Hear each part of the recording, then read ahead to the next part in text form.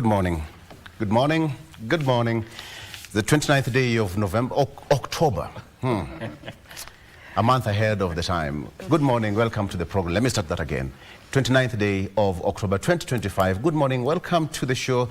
My name is Victor Lo. How are you doing? It's been a rainy day here in the city, and I know that has been happening across the country. Even when the country is coming to terms with the loss of 11 tourists and passengers who died yesterday in Diani when the Cessna aircraft actually went down and exploded into flames, killing all the passengers on board. And of course, the aviation experts are probing what really happened. But some people would say that it was due to bad weather. Having in mind that Cessna is one of the, they call it a workhorse in aviation. It's one of the most versatile aircrafts. Our sympathy and message of condolence goes to the affected families. All right, so the show is packed. The team is here. The two ladies and one gent, no, two gentlemen and two ladies. I got it right. Ladies and gentlemen, elections across our border, and all eyes on Mama. All right, yeah. Mike, Tulia, let's start with them. Regina, all eyes on her, right? Indeed. But the question is, yes, is the Republic of Tanzania, is it deciding or is it decided already? That's a I good think question. That's the conversation we're going to be having. Hold that thought. Hold that thought. Is it? Take that again, Regina. Is the Republic of Tanzania deciding at the ballot today, or is it decided already? That's a good question. Make a pause. Let it sink in. Now continue. You see, before I hand over to Vivian as well as Mike, we have been seeing a disturbing trend, so to speak, across Africa. Just a few days ago, we had Paul Biya, the longest serving, oldest actually, serving president, re-elected, right? That is in Cameroon. And now members of the public are out on the streets. He's 92 actually. Disowning the results. Yes. Now we cross over to Ivory Coast. We have 83-year-old Ouattara, who was the only candidate actually, main candidate, all the democratic, or rather the opposition members or those who are running, including the former president, that is Gbagbo, were barred from running for office. And only 50.1, I think, voter turnout was registered in Ivory Coast. And he's been declared the winner. As it is right now, members of the opposition have already denounced the said results. That is what is happening in Ivory Coast. So we have a situation in Ivory Coast, we have a situation in Cameroon. What situation will we be having just across, in our neighbor's compound? As it says, Sisi viumbe wa Kenya, we are just observing because we've been barred from crossing Tanzania too. Yes. Little jicho, as they say. But I mean, it's a historic time for Tanzania, by the way, because this will be the first time, I stand corrected, this will be the first time we're having a lady vying for presidency. Remember, President Samia Suluhu got the presidency after the death of the then president, the late John Pombe Magufuli. So this is the first time that Samia Suluhu is actually going to the polls as a presidential candidate. And you know, there have been competing narratives around the fairness of this year's election in Tanzania. This is after the detention of the main opposition leader, that is Tundu Lissu. So there's that narrative, and there's the question of how fair are these elections. Some people saying it is Suluhu against Samia. You know, there are different conversations that are happening online, and even in the papers this morning on our daily papers, there's that conversation as well. But well, Tanzanians are taking the polls today, and we definitely are going to be keeping tabs on that, letting you know how that will be panning out. Mike, what's your thought on you know, our neighbors, you know, just it's an interesting time for them, given that you look at what you'd say the main opposition is actually not within, it's not contesting, because Tundu Lissu had been jailed for some time, and also the opposition had been calling for reforms, electoral reforms within Tanzania, of which they think those reforms would have maybe bettered the electioneering aspect within Tanzania. And that caused a lot of problems because I think Tundu Lissu was the one who was spearheading calls for reforms. But then again, the law caught up with him, and he was barred from contesting. So whatever opposition that President Suluhu is facing today is, to many, is not as strong as it would be in normal standards. So it's going to be seen how this election is going to turn out in Tanzania. But we wish them all the best. Yes, we wish them all the best. And on that note, I think it's going to be a hotly contested, hotly quote-unquote, contested election. So let's talk about that shortly. After Regina, I'll have Dr. Faraja Christomus, who is a lecturer and political analyst from Tanzania. He's also a lecturer at the University of Dar es Salaam. He'll be joining me via Zoom.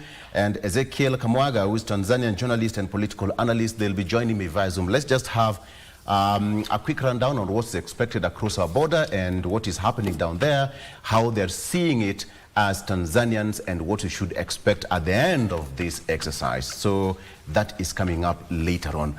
Remember, we also have Wilson Sossion, Dr. John Erus, Deputy Governor of Turkana, as well as Professor Alfred Omenya, Principal Researcher and Consultant. All of them will be here at 7. Regina. Well, as Tanzania goes to the polls, the question is, how will the outcome of these particular elections affect the relations within the East African community, and more so, relations between Kenya and Tanzania? We'll be answering those questions as we get back to just look at what is happening there.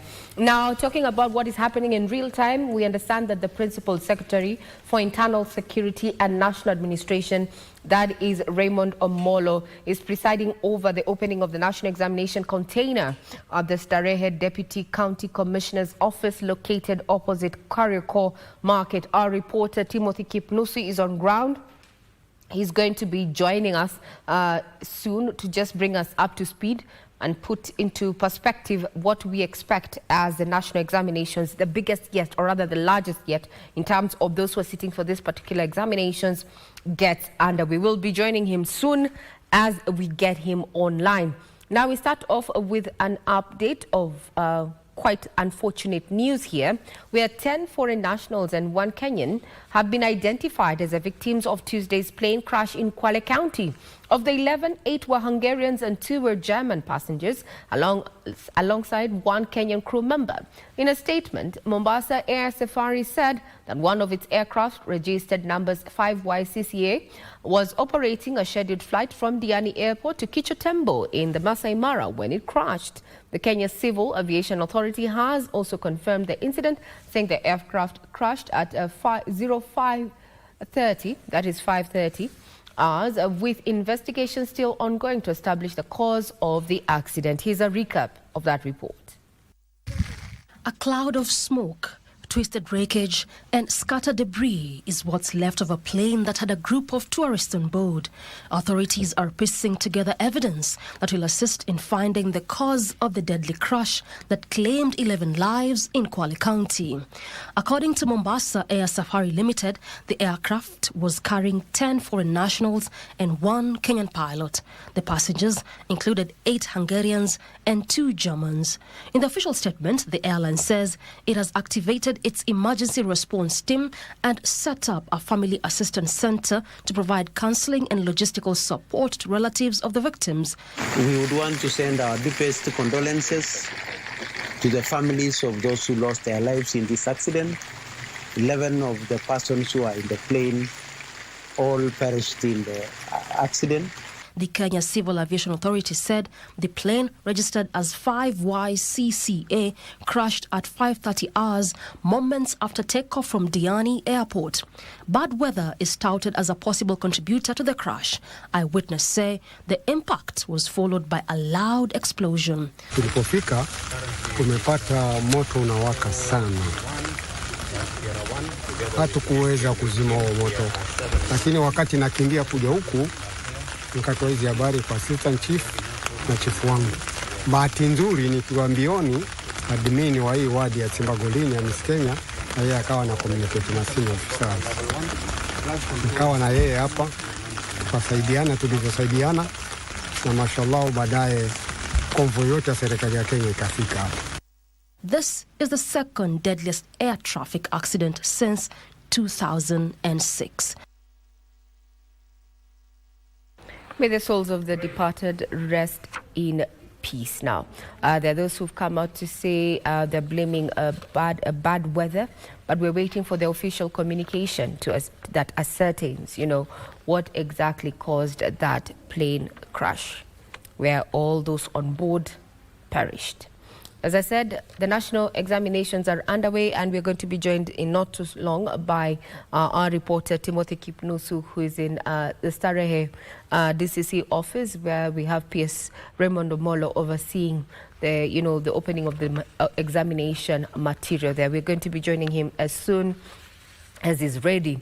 Now, to matters graft, the Ethics and Anti-Corruption Commission has recovered a 2.8 billion shillings worth 7 hectare parcel of land that was previously grabbed from Karura Forest and the Kenya Technical Training College. In a ruling on the 23rd of October this year, the Environment and Land Court delivered a judgment cancelling the title deed of the land that had been acquired by Gigiri Court Limited, which obtained the property from the late Environment Minister John Joseph Kamotho, if you like, JJ Kamotho. He's said to have been allocated the 2 parcels illegally. With the case taking 18 years in court, the Anti-Graft Commission has reaffirmed its commitment to keep up the fight in asset recovery, even as it warned individuals to avoid engaging in shady deals. After an 18-year battle, the Ethics and Anti-Corruption Commission has won a case that has seen the anti-graft body recover a 7.11 hectare parcel of land worth 2.8 billion shillings. The first property that was illegally allocated was a small triangular plot that is inside KTTC, and then later on they grabbed into the Karura Forest. According to EACC, the 2 parcels of land which were later amalgamated into one through amalgamation of Block 91 of 130, originally reserved for KTCC, and Nairobi Block 91 of 333, which was part of Karura Forest that was not degazetted, were illegally allocated to late former Minister of Environment John Joseph Kamotho, prompting the then Kenya Anti-Corruption Commission to file a lawsuit in the year 2006. When the minister was allocated that parcel of land, he sold it to a private individual, a company called Gigiri Court Limited.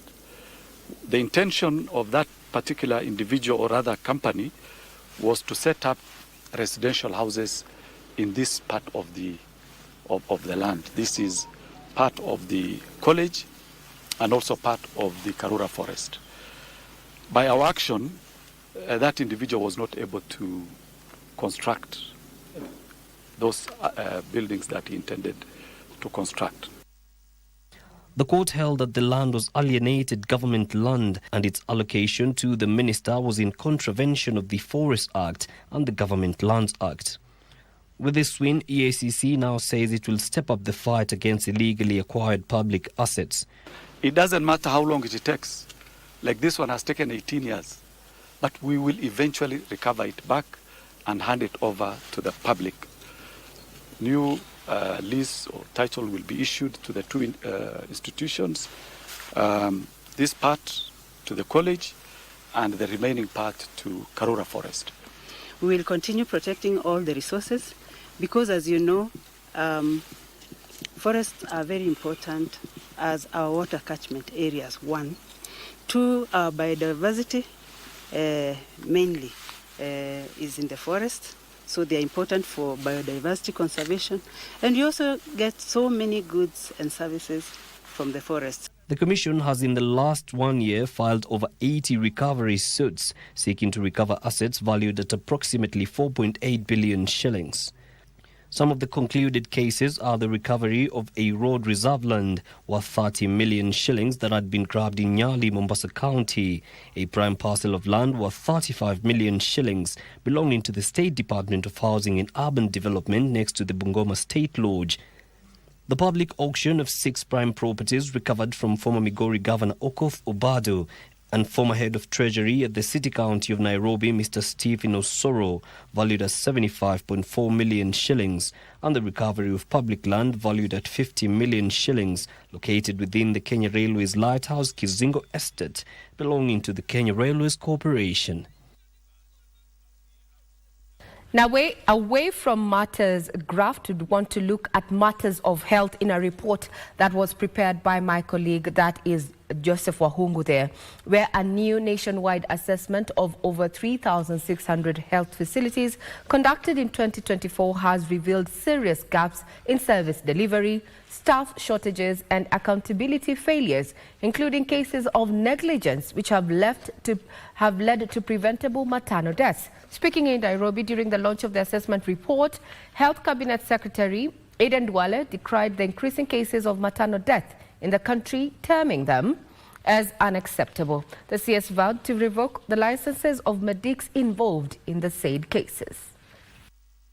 Despite ongoing efforts by the government to provide all Kenyans with quality health care, a nationwide assessment of health facilities has unearthed shocking findings from staff shortages and absenteeism to inadequate medical equipment and unreported maternal deaths.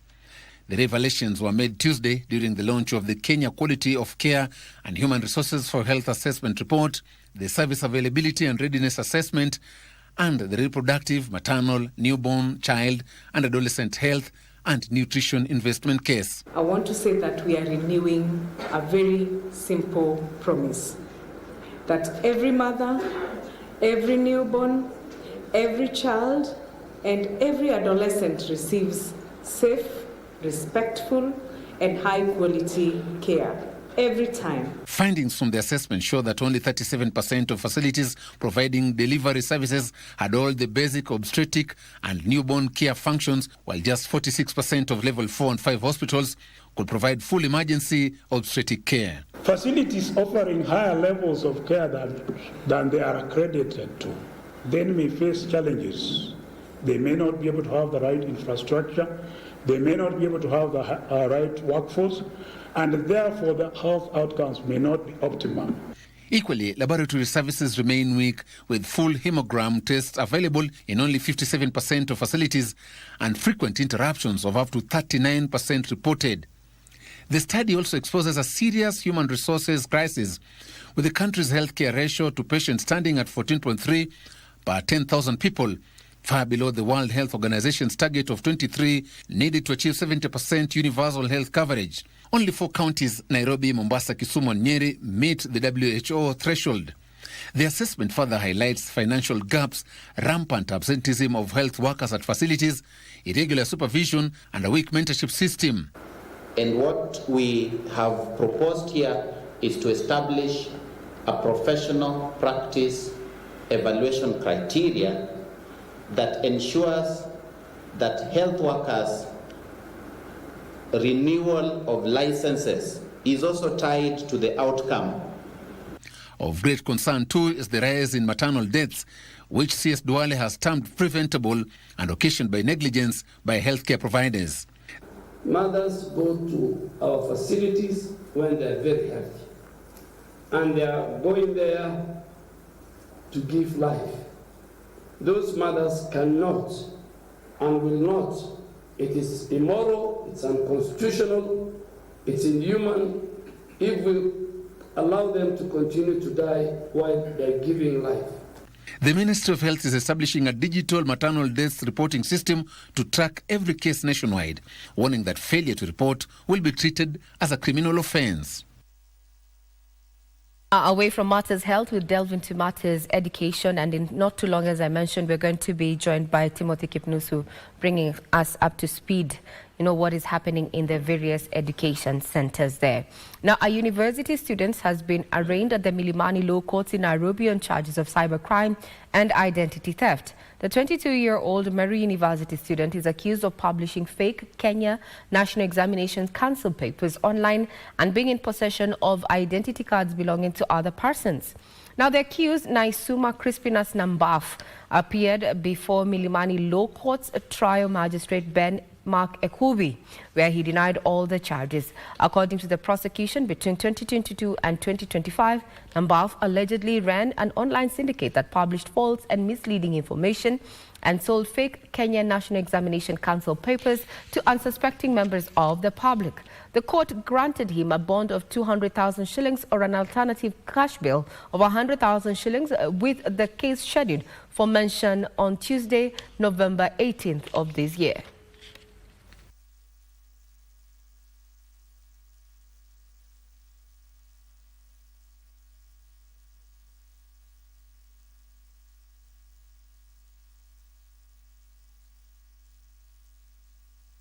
Now, on matters claimants, just as I mentioned, this is currently ongoing at the Kenya School of Government, is that the government is indeed prioritizing the engagement of women, youth and marginalized groups as active agents in the green transition.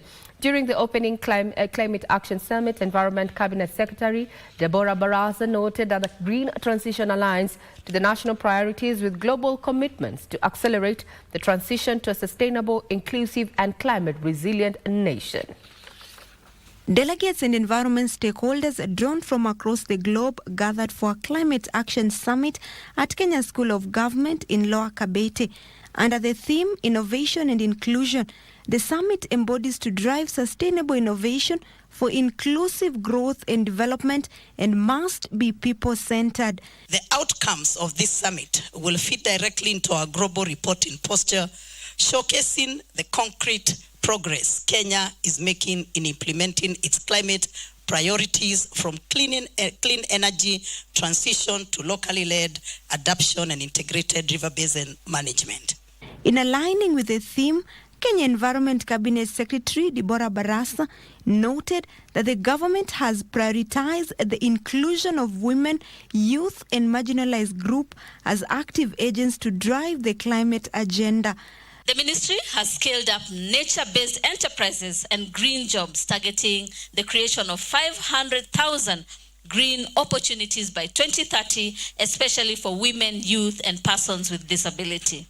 The CS was keen to emphasize the need for African countries to support the setting up of the Africa Climate Summit Secretariat that will create awareness on carbon market, enhance support to ecosystem restoration, and implement African countries' nationally determined contribution NDCs. Kenya's response has been deliberate and strategic, guided by the Climate Change Amendment Act 2023 and the National Climate Change Action Plan. We remain committed to advocating for climate finance reforms that prioritize adaptation and loss and damage.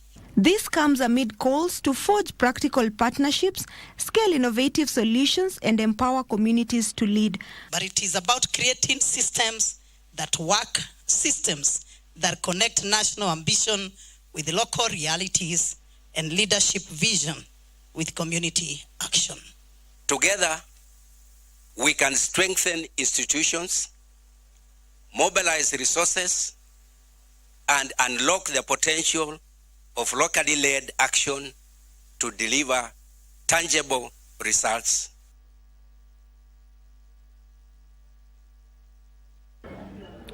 Talking about climate, before we delve into matters business, leading with matters of technology, is that Hurricane Melissa made a landfall on Jamaica's southern coast on yesterday, that is the 20th of October, as a Category 5 storm with 165 mph winds, triggering several severe flooding, landslides, and at least 3 fatalities so far reported.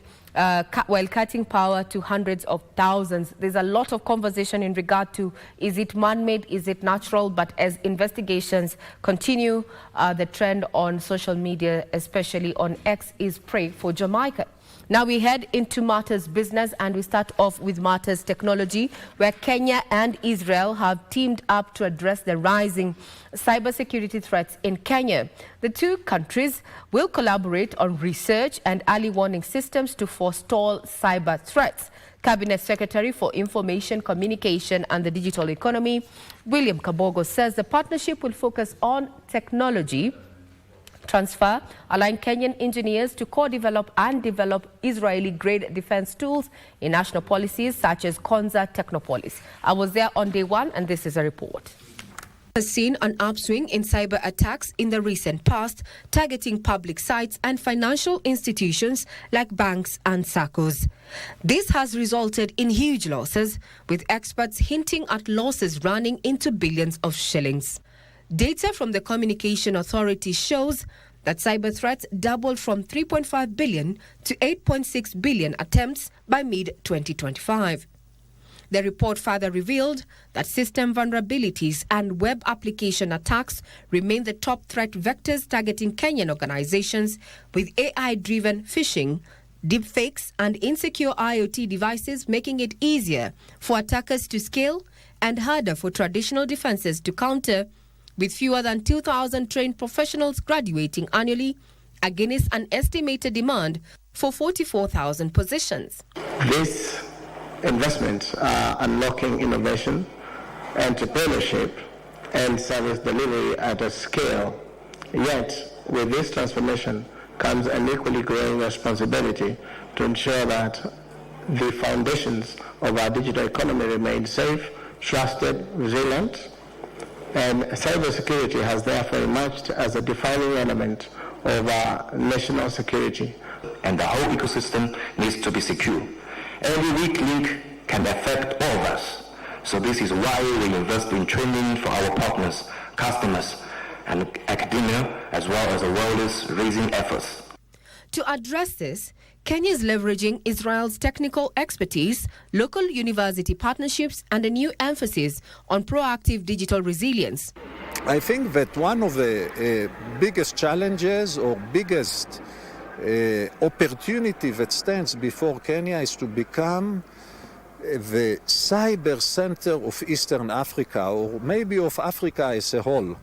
And if you look at the Israeli model, how Israel has positioned itself as a major cyber security center in the world, Kenya can do that as well. Information Cabinet Secretary William Kabogo says the country's cybersecurity strategy hinges on collaboration among government, academia, and the private sector.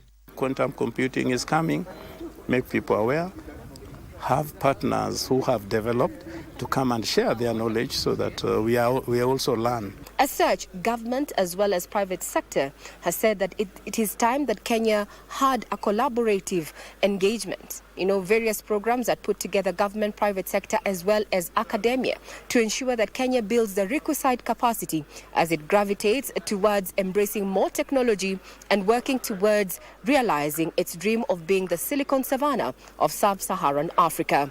I'm Regina Manyara reporting from the Kenya School of Government of the Cybersecurity Week. Indeed, as I mentioned, I was keeping tabs on that particular conference that began yesterday and is going to run up until Thursday, with a keen interest in seeing how Kenya can leverage on its partnerships, especially with Israel, heavily borrowing on its helix model that combines government, private sector and academia to plug in onto the cybersecurity sector in light of increased cyber threats there. A jump of over 50% from last year between January and June, from 3.5 billion threats reported to 8.6 billion threats reported during the same period between January to June 2025. That takes us to sports. And the Harambee Starlets will make a return to the CAF Women's Africa Cup of Nations after a 4-1 aggregate win over Gambia. The second round leg played at the Stade de Dior in Thiès, Senegal.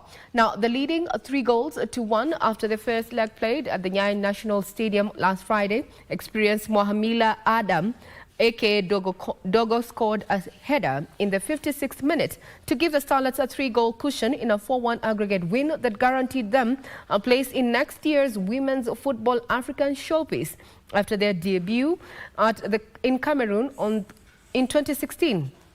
Now the results come in with a bonus of 1 million shillings for every member of the Harambee Starlet squad from President William Ruto for qualifying for the Morocco 2026 with a win away from home in the second leg.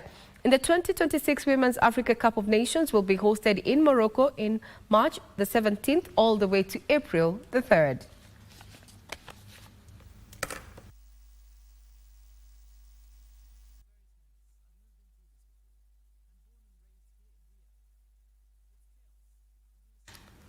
That puts a cap on matters in the headlines this morning. Remember, some of the developing stories that we are going to be keenly focusing on is a status report of the national examinations that are currently underway. We're expecting a link from Timothy Kipnusu, who is crisscrossing the Central Business District and Nairobi environs to just bring us up to speed in how it looks like.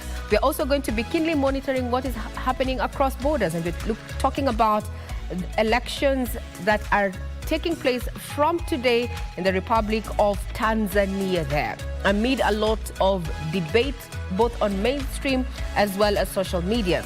We're also expecting to have a brief, or rather some of the developing stories. The president is in Rift Valley for a development tour, and we're going to be joined by Caroline Wairimo there, who is going to be keeping tabs on that with a keen interest on the last mile connectivity. That's just but a sneak peek of what we are going to be keeping tabs on.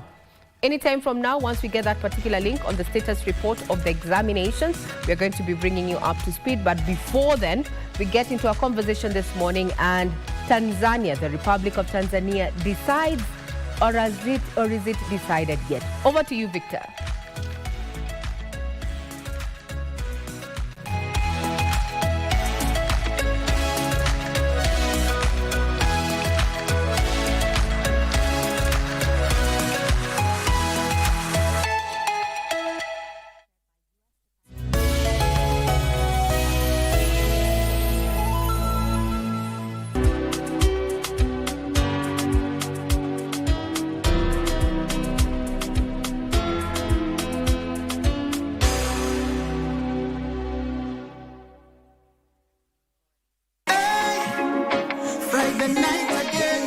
Greetings in the name of the Most High Jah Rastafari. My good name is Marley Moses, the Positive Warrior, alongside... Yes, sir, DJ D-Rage, the baddest. Each and every Wednesday from 10 p.m. on KBC Channel 1 TV.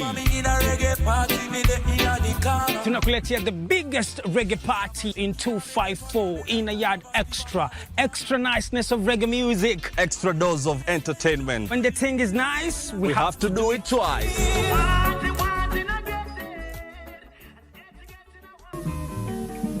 Kumbuka una deni nyingine unajua?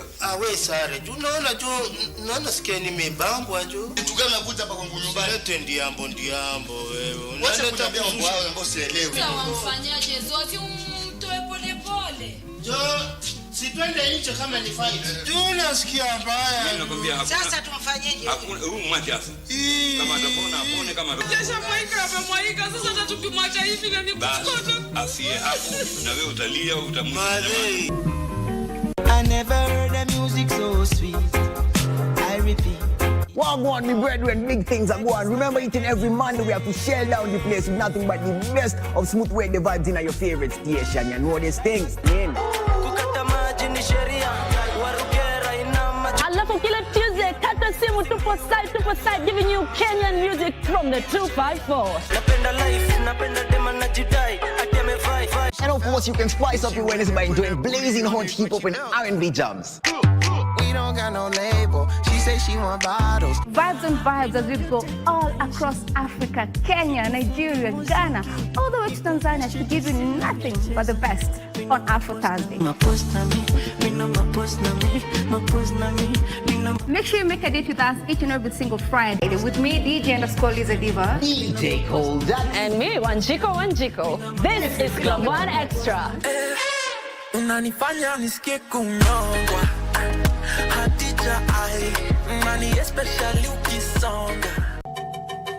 tunaomba tu Mungu hapo nisiwaifika. Unajua hata siru yeye ni. Please keep the name of God out of this, Kamau. Take advantage of a situation. I see.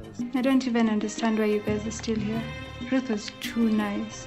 Kasichana, uko na tumasoli twigi abatu hatuna mbele wala nyuma. I hope I don't need to put anybody out. Yeah? Why is it I have to do this for you?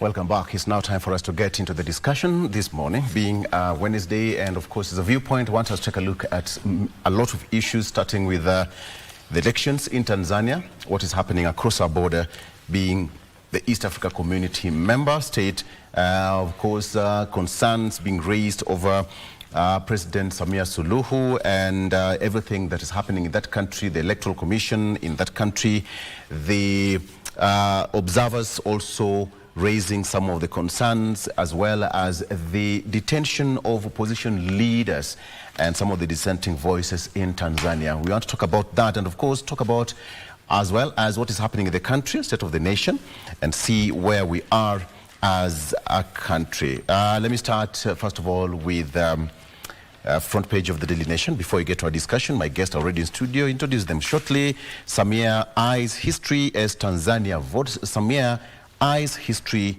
as Tanzania votes. That is on the front page of the Daily Nation. That is what is here. It's the president is defending seat that she inherited from John Pombe Magufuli, who died in 2021. All right. So more than 37 million Tanzanians head to the polls today in a contest that President Samia Suluhu Hassan is widely expected to emerge victorious. While the election is historic, Tanzania could formally elect its first female president. It is also clouded by competing narratives, especially regarding the fairness of the campaign, detention of opposition leader Tundu Lissu, and the integrity of the electoral process. That is what is on the front page of the Daily Nation. Still there, sad news there. Trip to Masai Mara luxury camp ends in tragedy for tourist and pilot after an aircraft that left Diani Airport in Kwale County for Amboseli and Masai Mara crashed shortly after takeoff, and all the 11 passengers on board unfortunately lost their lives. That is what's all there. All the passengers and the pilot died. That brings the total number to 11 on board. ESC recovers 2.8 billion shillings Karura land allocated to J. Kamodho. It is now, it's been a court case for close to 18 years. MPs question Ruto's 1.5 trillion infrastructure fund plan. MPs question Ruto's 1.5 trillion infrastructure fund plan. Okay, that is on the front page of the Daily Nation. And finally, the wreaths, quote unquote, the wreaths problem at Raila Odinga's grave. More than a week after his burial on October 19th, visitors are still laying wreaths on Raila's grave, forming a tiny hill of beautiful flowers that cost thousands of shillings, and now forcing workers to clear them every 2 days. That is what is here on the front page of the Daily Nation. If I continue, allow me to introduce my guests.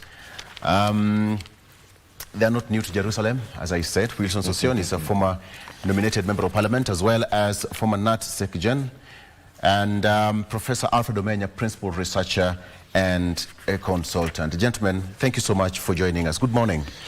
Good morning. Good to see you. Always a pleasure. Asante sana. Wilson Sion, you've not said good morning, have you? Oh, good morning, Victor. You're a teacher. I was listening to the good professor. I get it. Getting the cue from him. Good to have Olivier on set. Yes. We've not been here for quite some time. I think let me just start with you, Sosion. And you are all leaders in your own capacity. And I think it's just good to, now that this is the first time we are meeting in 2 weeks after the passing on of Raila Odinga. Sosion, you are a member of ODM at some point. I think it's just fair that you did the just it's needed. Go ahead.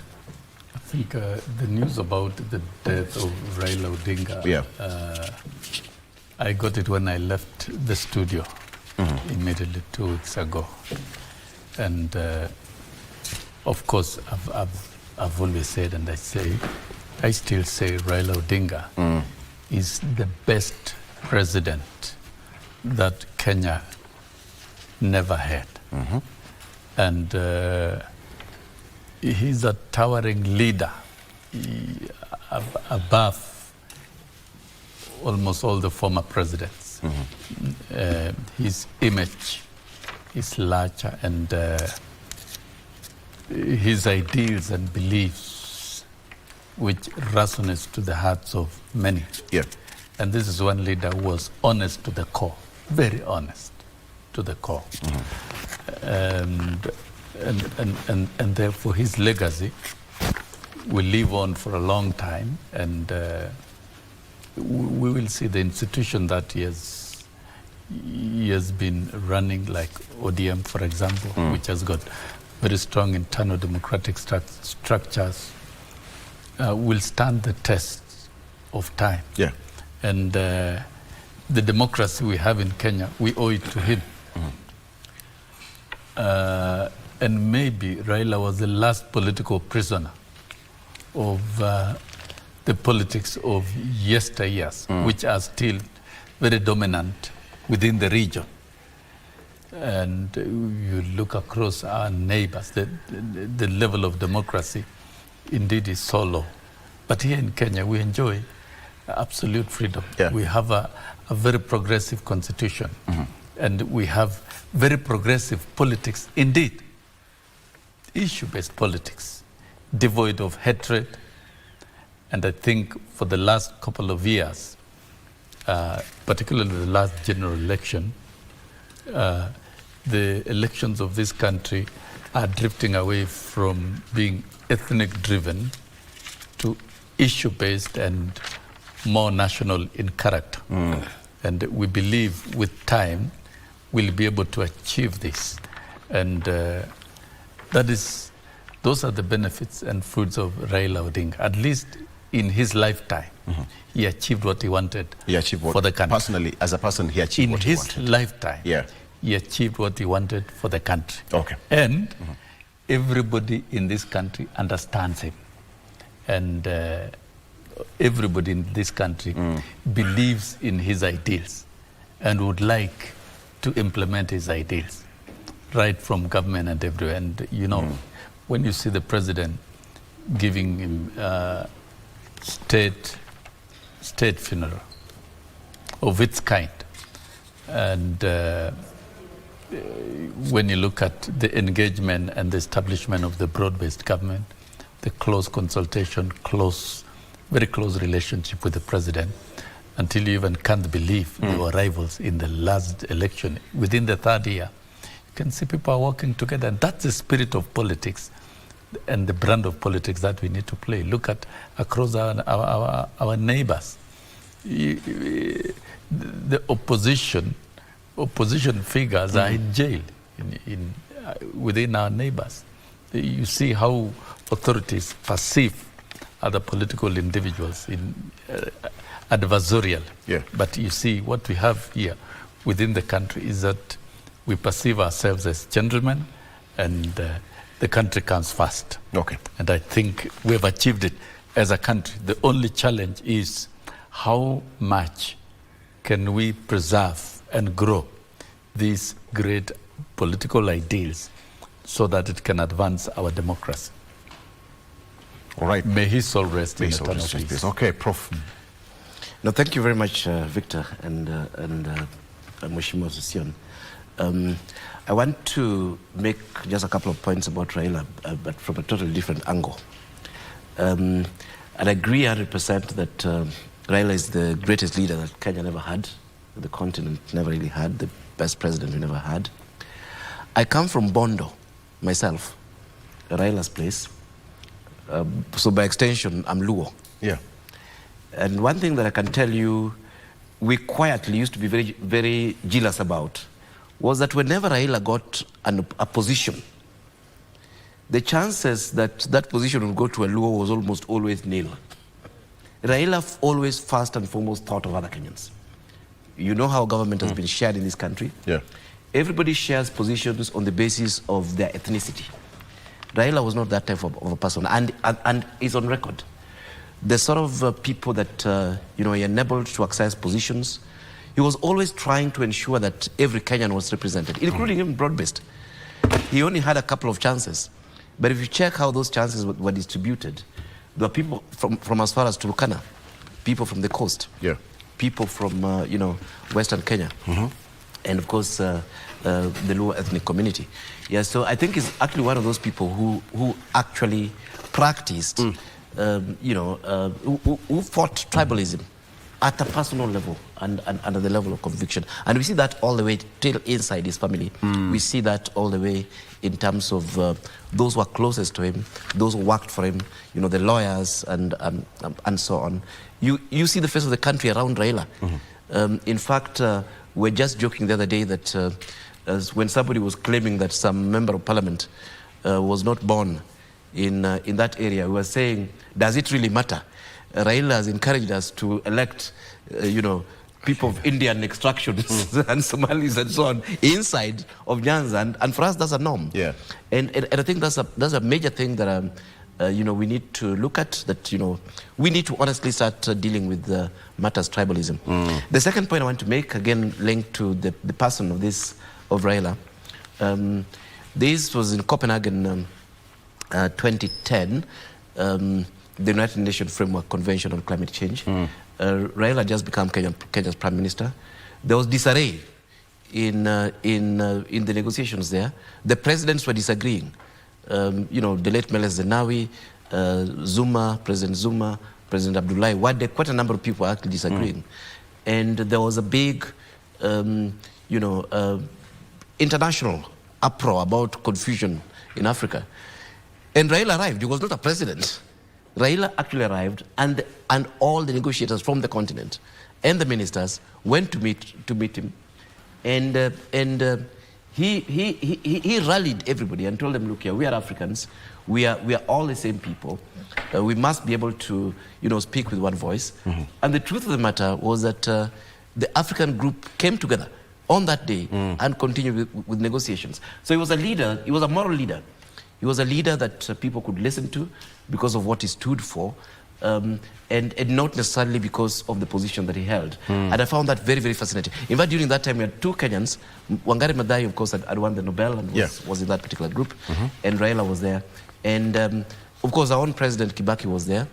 But I was very, very proud as an African, seeing Africans and our people, being led by a moral leader, who has not actually even been asked to lead, but people are demanding that show us the direction. There was as Africans. So definitely, we've also lost a big Pan-Africanist, and he's actually one of those presidents, leaders, who are genuine friends across the continent. We are seeing wives of former presidents coming to see him. We are seeing his friend Obasanjo mourning him here. It wasn't just a formal state function. It was genuine friendship across the continent over the years. In fact, we're not the widow of the late Magufuli. He built real relationships across the continent and across the world. In fact, starting from India, where he passed on.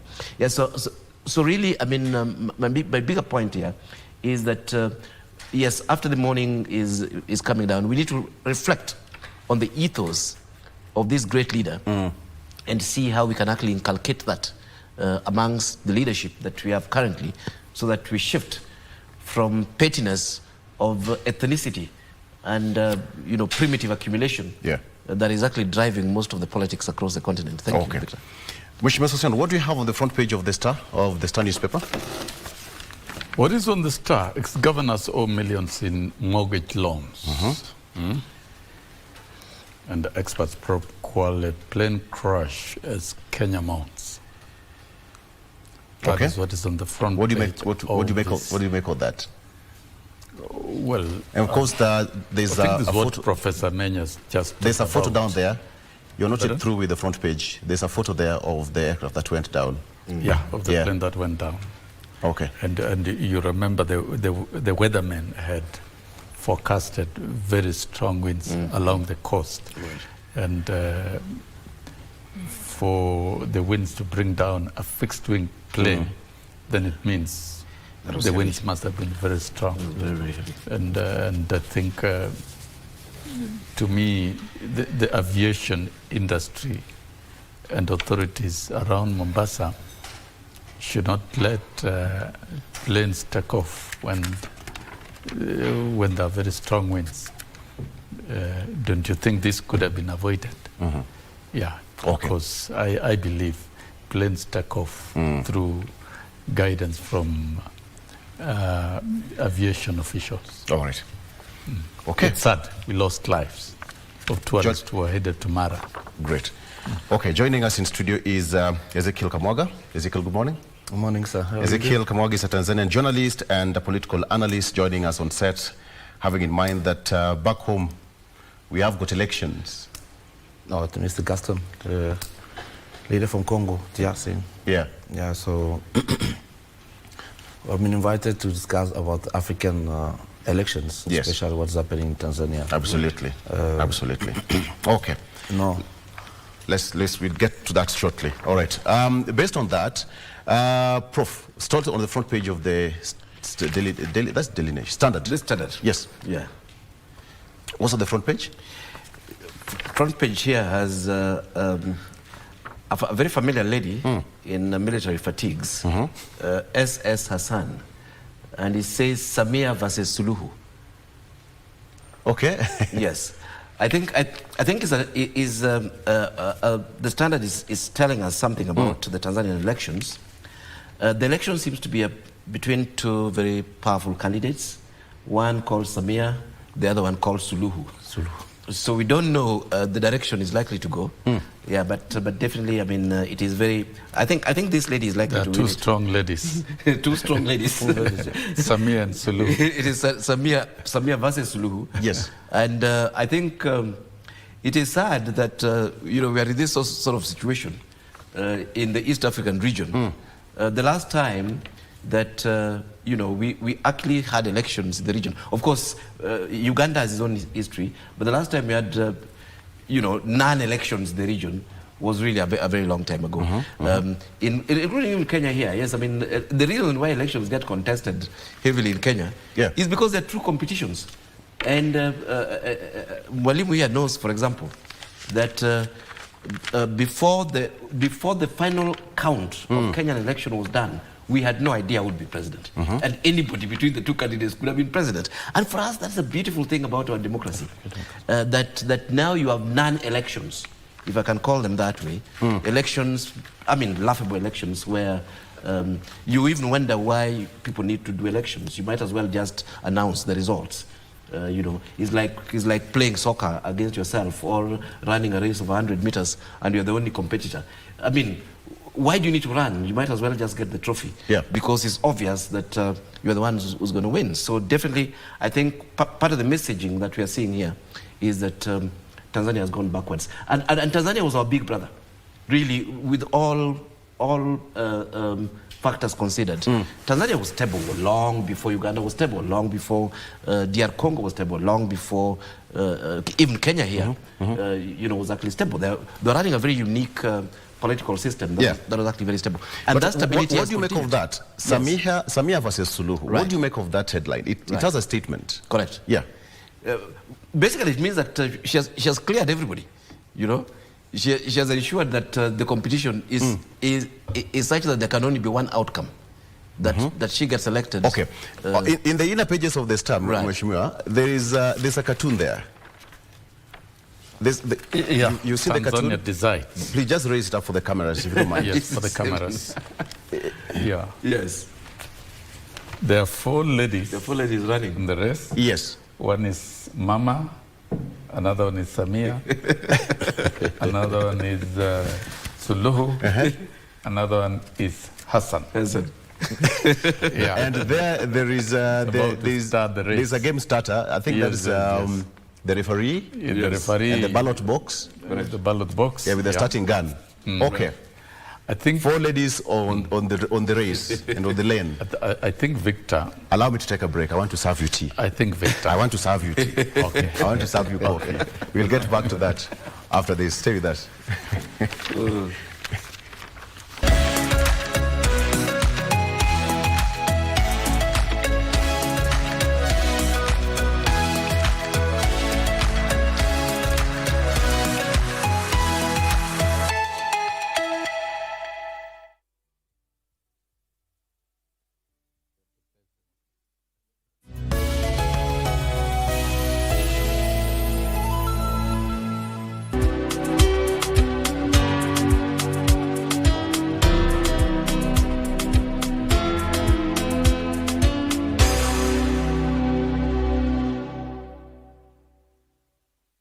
Are you a talented artist? Or are you passionate about a topic you want to discuss? But money can be very hard to find for an upcoming artist. Don't worry, Studio Mashinani has got your back. Sign up on ajira.co.ke to book a session with our music and video producers across the country. Work on your music, jingles, spoken words, and even podcasts to realize your dream. All for free. Studio Mashinani, Radani Talent.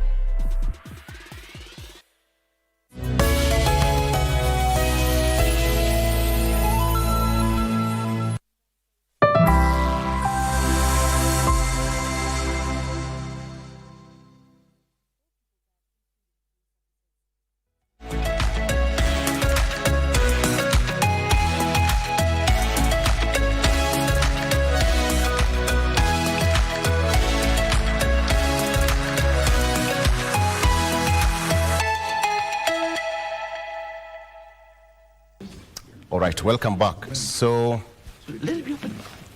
okay, the conversation continues. You wanted to continue the conversation. Well, Victor, so go ahead. I wanted to contribute. I think the media presenting the Tanzanian democratic level in a very apt way. For us to liberate this continent economically, we must repackage the politics of the continent and promote true democracy. There is everything in democracy. The foundation of good economic policies, the foundation of any form of development of any country is founded in democratic structures and democratic policies. So when you look at what is being presented about Tanzania today, it is common knowledge that Tundu Lissu, the most formidable opposition figure who could have given Suluhu Hassan a run for her money, is jailed. And is not in the elections. We see in Uganda, Kizza Besigye is also jailed. I can imagine in 2022, if William Ruto was jailed also. Exactly. Yeah. Exactly. Yeah. Because as a fact, William Ruto was not within the frame of government. And it could have happened. And it could have happened if he was jailed. I could imagine in 2013, 2017, if Raila Odinga was jailed. Correct. In 2013, if Raila was jailed. 2007, if Raila was jailed. You know, a leader is a citizen and a representation of the people who follow that leader, regardless of the number. Exactly. Whether there are 2 or 3 people, you must respect. And respect for democracy by governments in Africa, I think should be revisited. If you're a leader who has been sworn in and you're a president in charge of a democratic and free country in Africa, you must also respect the democratic practices and respect the democratic institutions. Allow people to exercise their sovereign will. The people will be able to exercise their sovereign will when they are given unlimited latitude to make their choices. But where we can imagine if free and democratic processes were allowed in Tanzania, maybe Tundu Lissu could have been elected as president. The way in 2022, you can imagine if William Ruto was arrested. Yes. He couldn't have been elected as president, but we allowed free and democratic and independent processes, which gives us respect after elections. And even the competitors are able to engage. Correct. And this is where we've outgrown many democracies as Kenya, because the people themselves struggle for it.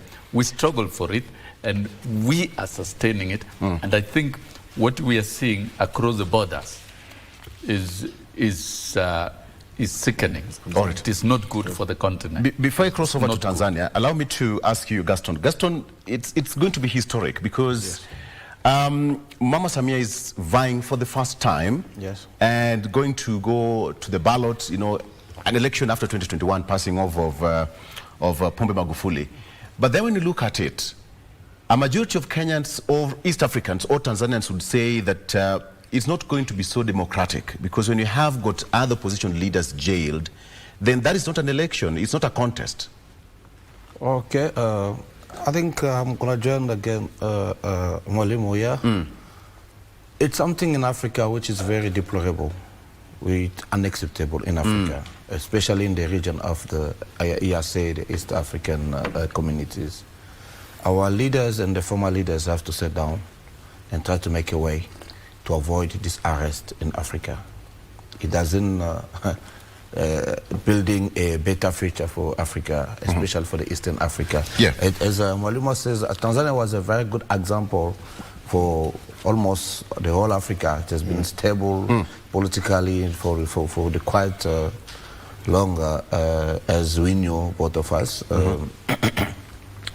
I think it has something to deal with the mentalities and the conservatives of those ones that can be the team of advising to our leaders in Africa, and especially in the Eastern African communities. That is my view. It has to do with that, because jailing somebody is not there any other leaders that can also bring their support to help for the other opponent to not be jailed. I think they should be such, because we have Eastern communities, very big communities with matured leaders. As you know, there should be some elders capable to bring their advice. I know they will say it's a way to enter in the domestical issues or whatever. It's not about it. That one we are called the Eastern African communities. That one we are called brothers and sisters, because we need to bring to one another an advice. We are not brothers just to see each other. Hey, jambo baba, karibu kwetu. Hapana. See, you must help each other. You must help each other with advice. I hear from Mwalimu saying that if Rally was being arrested in 2013, what was going to happen? He was being buried with dignity, with a proper honor. Because he's been forever an opponent to the government, and then on his burial we were all surprised. And I would love to thank the government of Kenya for the Rally's funeral. That was one of the biggest things they have done so far in this country, which we can all congratulating them, especially on a person like Rally, All right. So let's go to Tanzania and join our colleagues there via Zoom. Let them give us basically a feel what is happening across our borders. I'm joined by Faraja and Ezekiel to just give us an insight. Gentlemen, thank you so much for joining us from Tanzania. It's a very historic day across our borders, and of course we wish you all the best. But let me start with you, Dr. Faraja.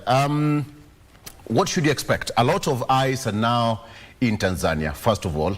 And Mama Samia Suluhu in Kenyan tabloids here, it said that she's running against herself. I would say, or what would you say, is this a real picture when it's come to enhancing democracy in a nation that has matured democratically speaking?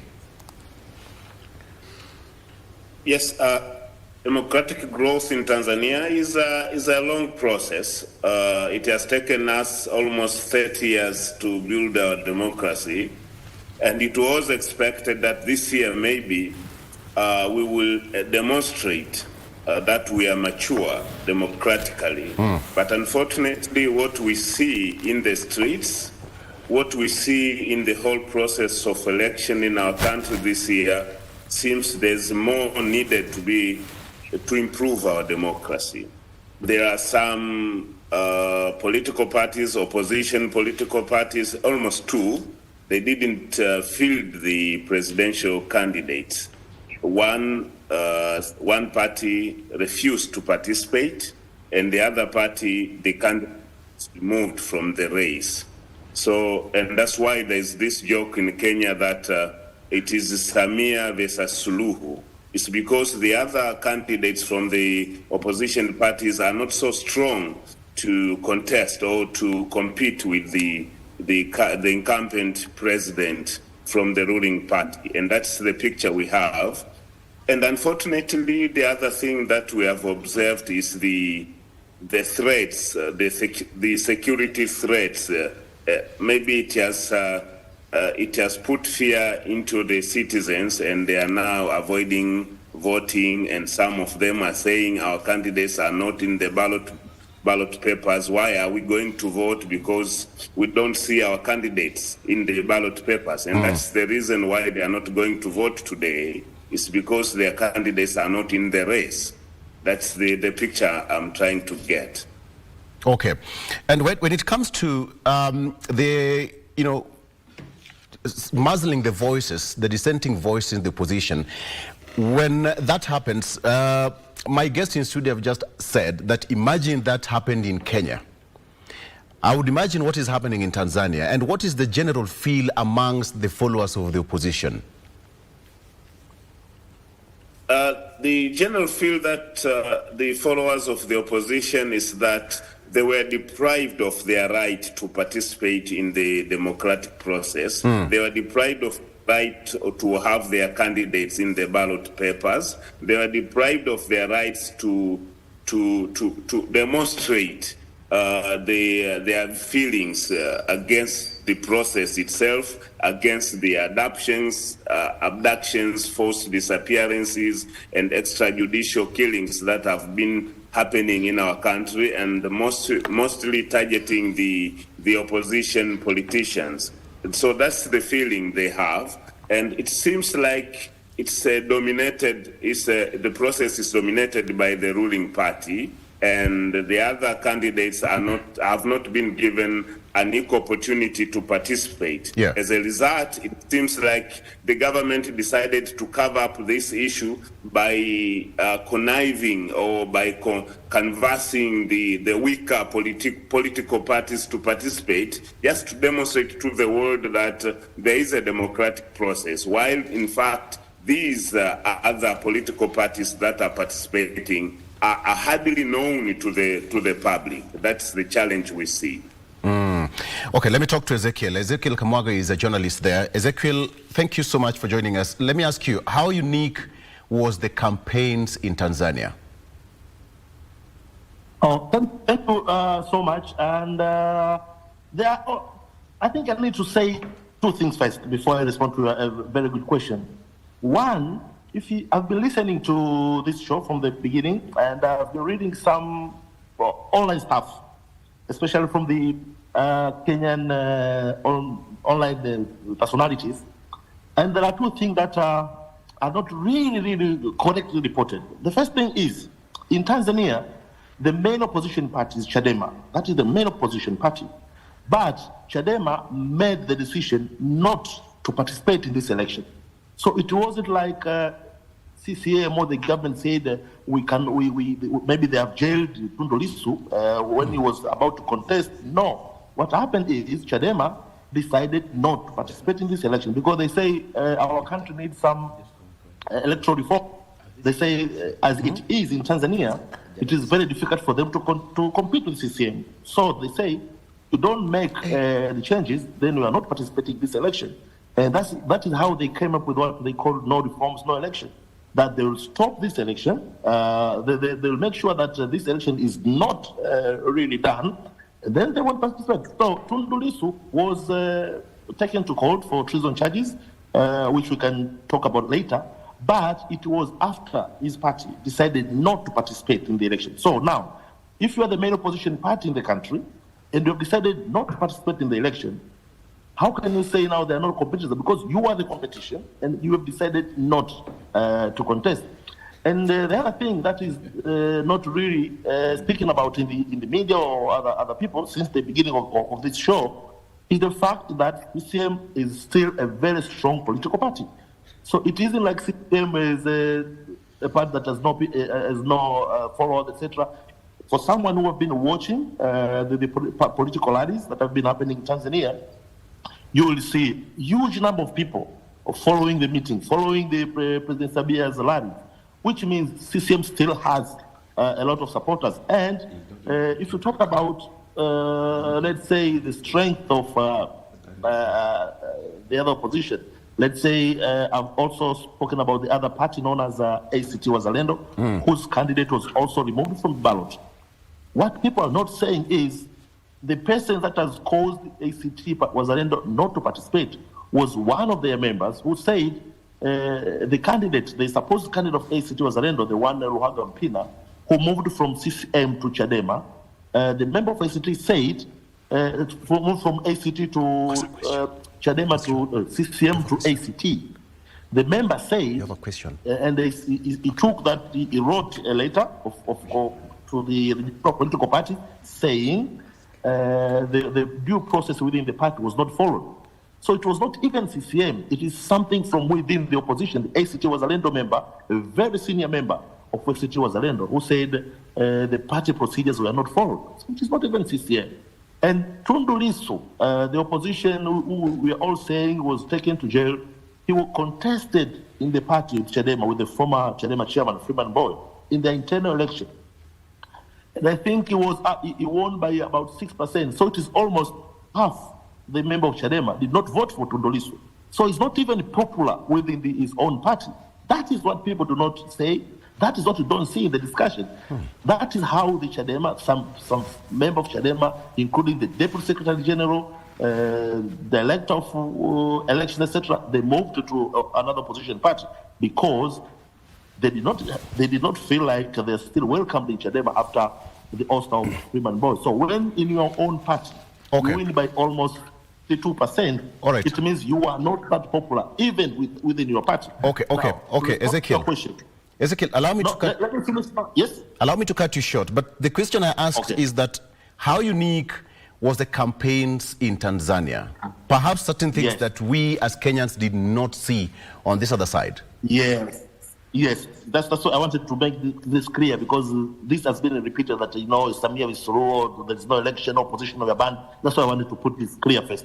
Now, the uniqueness of this year's election was the fact that for the first time since we started the multi-party democracy, that is 80 years back, we have an election where the opposition, the main opposition party, is not participating. So it was like CCM all over the place because there is no really opposition. But again, I keep on saying maybe the issue in Tanzania is that we do not have a figure like Raila Odinga in our policy, because I think in Kenya, Odinga could have maybe not contesting some election, because maybe say, okay, I participated in this election, maybe my win was stolen, or maybe some constitutional issues are not there. But I think in Kenya, the Rutos, the Odingas, they keep on pushing, they keep on participating until they win the election. So for us, I think maybe that is the lesson to it. Maybe in Tanzania, we need a figure that will really unite the opposition, the figure that will really unite the people, the people across the divides, because the opposition in Tanzania is really divided.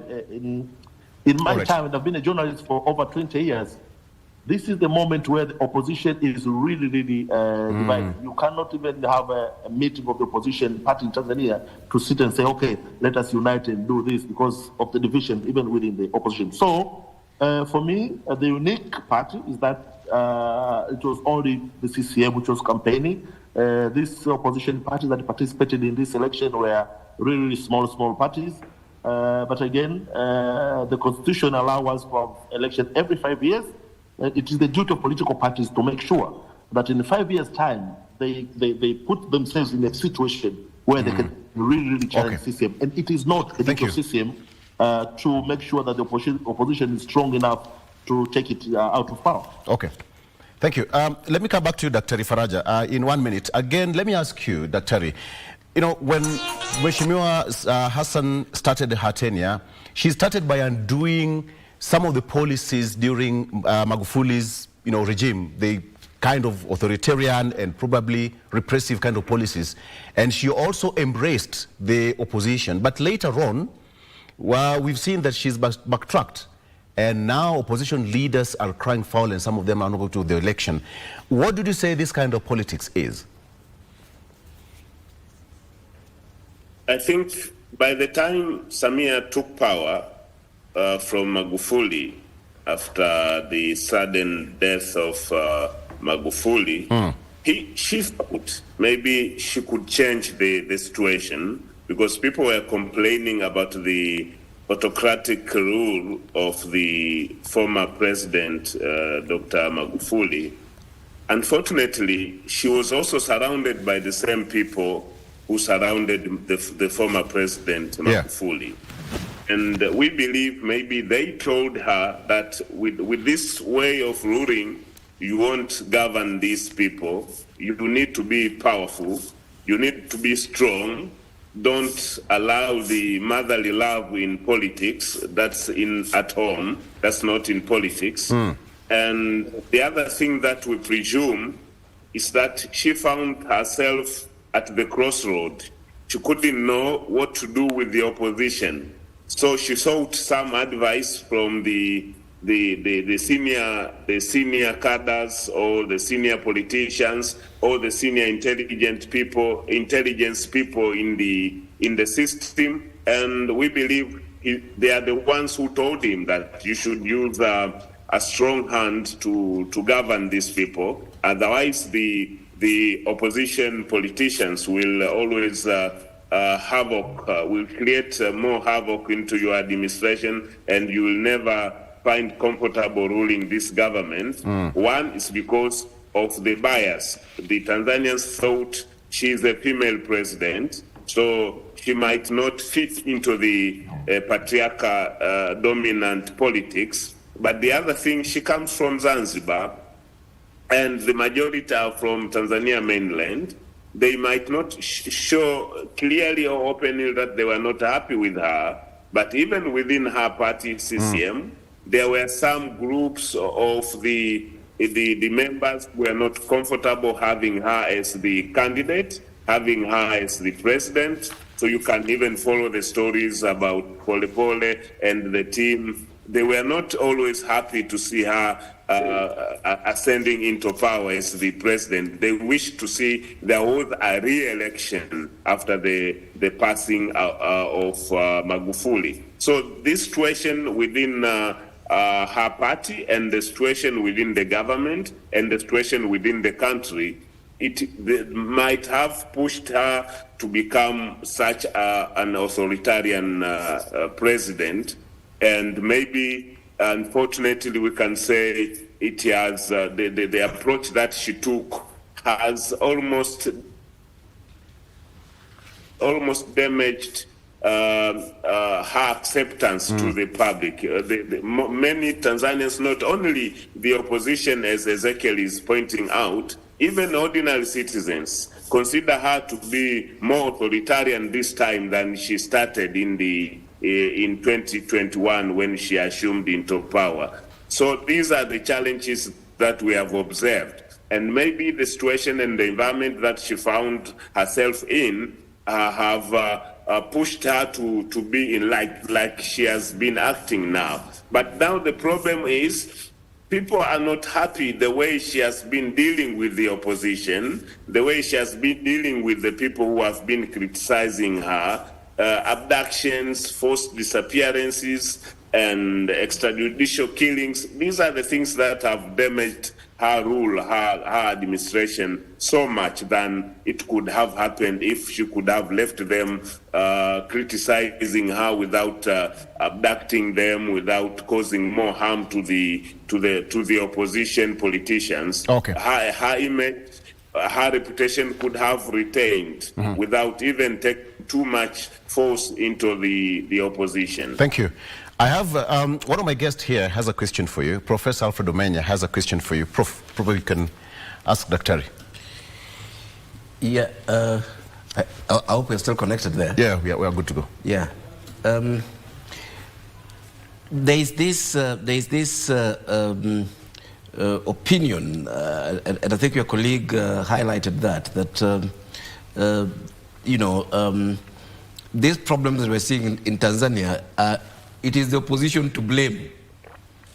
That is exactly one issue. That is it really true that the opposition is the problem, so that in these sham elections, or is it the other way around, that government has made the space impossible for the oxygen that we need for competitive democracy to thrive? That I think is something that's concerning, and are people actually believing that the situation currently, in terms of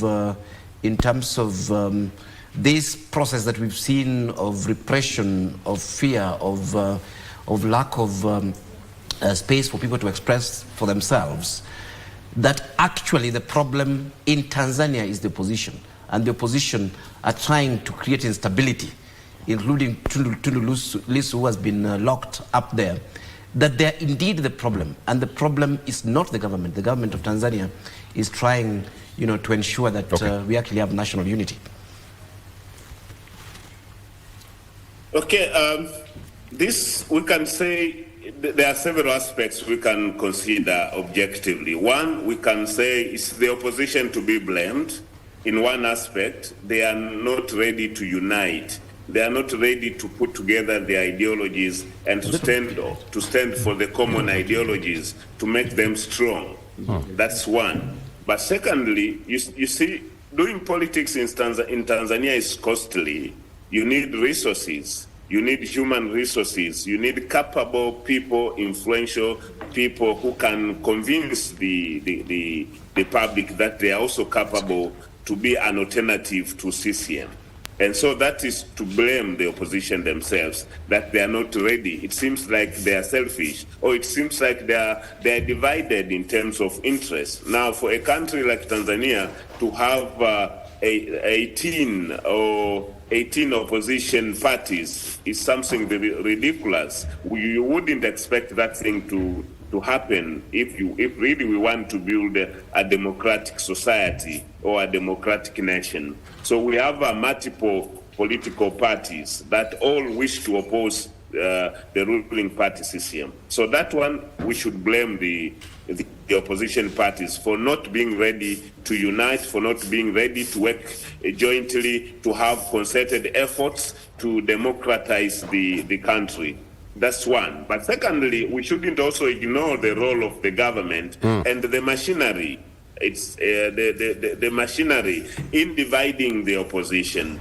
For many years, we have this concept that behind all these things that are happening in the opposition parties, there is power behind that control the opposition parties. And the power seems to come from the government itself. It doesn't want to see the opposition parties grow and become stronger, because that will become a threat to the existence of the ruling party that forms the government for many years since independence. So that's the second issue. But thirdly, In Tanzania, we see this situation happening so often that the ruling party has an advantage of having the middle class, has an advantage of having majority of the elite. It has an advantage of having the senior politicians joining the ruling party. So you will see the distinction. The opposition the opposition parties do not have strong candidates, strong politicians who can attract the public, who can attract the support of the majority Tanzanians, because they don't have resources, they are not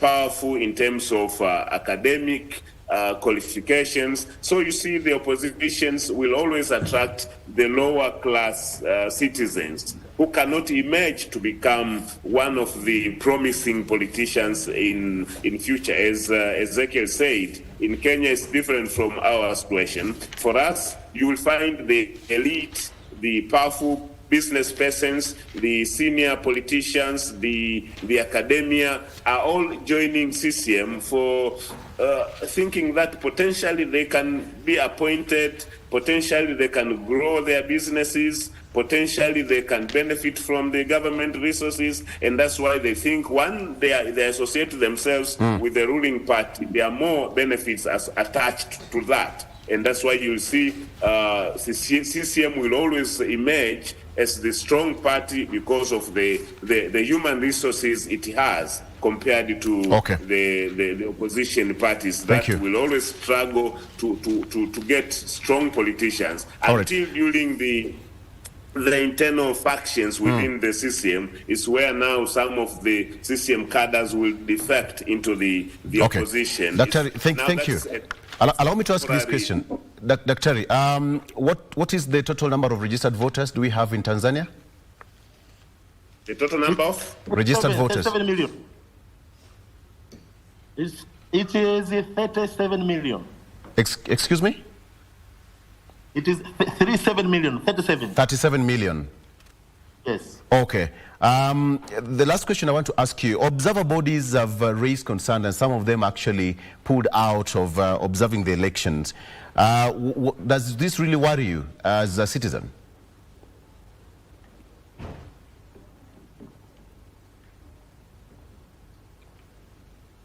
Okay. I think we've lost Ezekiel? Is it for Faraja or for me? Ezekiel, go ahead. Go ahead. Okay. So, can you repeat the question?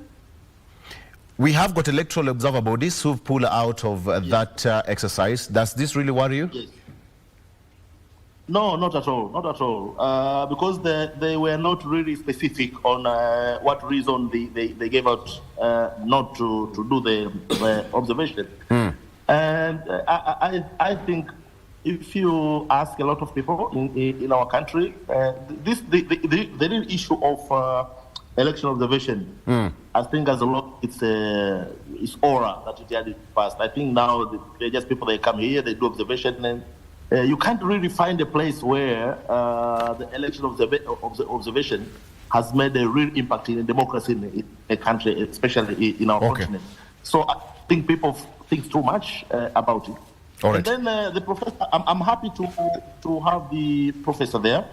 I want to elaborate on the last question that you asked Dr. Faraja on the changes that has happened in Tanzania, especially after Samia came to power. And I think the professor is aware of the term the political scientists are now using, the issue of democracy backsliding, where sometimes when you come to power, after the authoritarian rulers has left, it is very, very difficult to return to where it was. So President Samia came to power in 2021 after President Magufuli, who was the authoritarian. So the Tanzanians did not vote for President Samia in 2021. They voted for Magufuli. And one of the reasons as to why democracy backslides after the authoritarian rule is because there's a lot of what we call the remnants of the previous regime who are there. So it was a delicate balance for President Samia to first make happy the that ecosystem that we found when she got to power, and then to also make connection or return our country to the way it were, especially maybe during President Kikwete. So he has also to make arrangement with the opposition to meet them. And I think one of the things that I also think the opposition got wrong is when President Samia came to power, she started what she called 4R, one of the things of the reconciliation and reforms. And she wanted really to meet with the opposition. And I think Tundu Lissu was living in exile in Belgium. And President Samia, when she traveled to Brussels, she met Lissu there. Okay. And the Lissu gave President Samia 5 demands for him to for a country to stand to where. And President Samia did 4 of those demands from Lissu. One thing that remained was the issue of the constitutional reforms. And they decided that Tundu Lissu came back to Tanzania with other exiles, and then we can really start to debate about the point. Now, the problem that happened, Professor, is that when Lissu came back to Tanzania, he wanted to be the chairman of his ruling party. And at that time, the people, the populist part of the Chadema, I think the party with a lot of activists, they did not want Mbowe. Mbowe was the former chairman, because they thought Mbowe was a sellout, because Mbowe now was talking with the President Samia. Okay. About what Ezekiel, I'll have to cut you short. Yes. Basically, I have to cut you short and then let you go. I wish you all the best, gentlemen. I know it's going to be a very tough exercise for Tanzania, but we wish you all the best. When Tanzania wins, of course, it's going to have that triple effect in the East Africa community and Africa in general. Dr. Ezekiel Kamwaga, who's a Tanzanian journalist and political analyst, as well as Dr. Faraja Chris Tamus, who is a lecturer and political analyst, University of Dar es Salaam. Gentlemen, thank you so much. Okay, now let's take a break, and we come back. We're still going to continue with that discussion here in studio. Stay with us.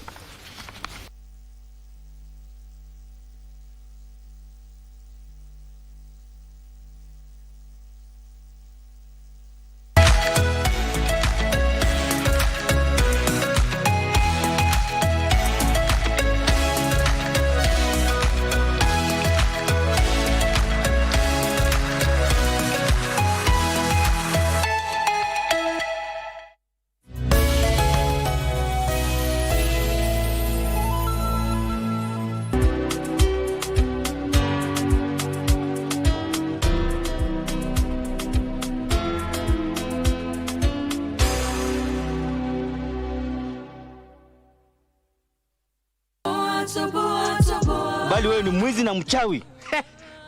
Sina sana. Kuja. Na wewe kama wewe ni mwanaume kuja. Kama Elijah ukota panga lako. Ukota. Ha? Hebu wewe umevua. Hebu niangalie. Haya, umevua belt, nenda. Kwenda. Wewe. Wasamee. Wakirudia tena. Weke ndani hata wiki moja. Mimi nikiwaachilia wataona mimi nafanya mchezo. Dadi yako? Kazi ndio mingi. Kwani dadi hatupendi? Wananiita gundu wakita. Friday night again. Greetings in the name of the Most High, Jah Rastafari. My good name is Marley Moses, the positive warrior, alongside... Yes, sir, DJ D-Rage, the baddest. Each and every Wednesday from 10 p.m. on KBC Channel 1 TV.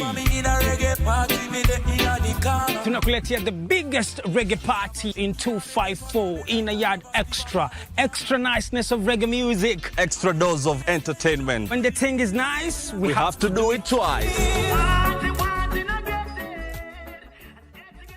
Wiki hii kwenye Mkulima tunaangazia ufugaji wa ng'ombe wa maziwa. Ng'ombe ni kama mwanadamu. Utamuona ukija kuwaona wanatabasamu, ama ukija unaona wanakuja wanataka kukusalimu, ama unaona sura yao. Ukiona sura imekunjana, unaona amedhoofika ama hana furaha, utajua huyu ng'ombe ni mgonjwa. Ni rahisi sana kugundua ng'ombe mgonjwa na yule si mgonjwa, kwa sababu wana mingi wao utabasamu. Hata wakilala unaona wana chew card, ile wazungu wanasema wana chew card. Unaona anachangamka. Harakisha matumizi ya biogas. Tazama Mkulima kila Jumamosi saa 10:30 hapa KBC Channel 1 kwa uhondo kamili.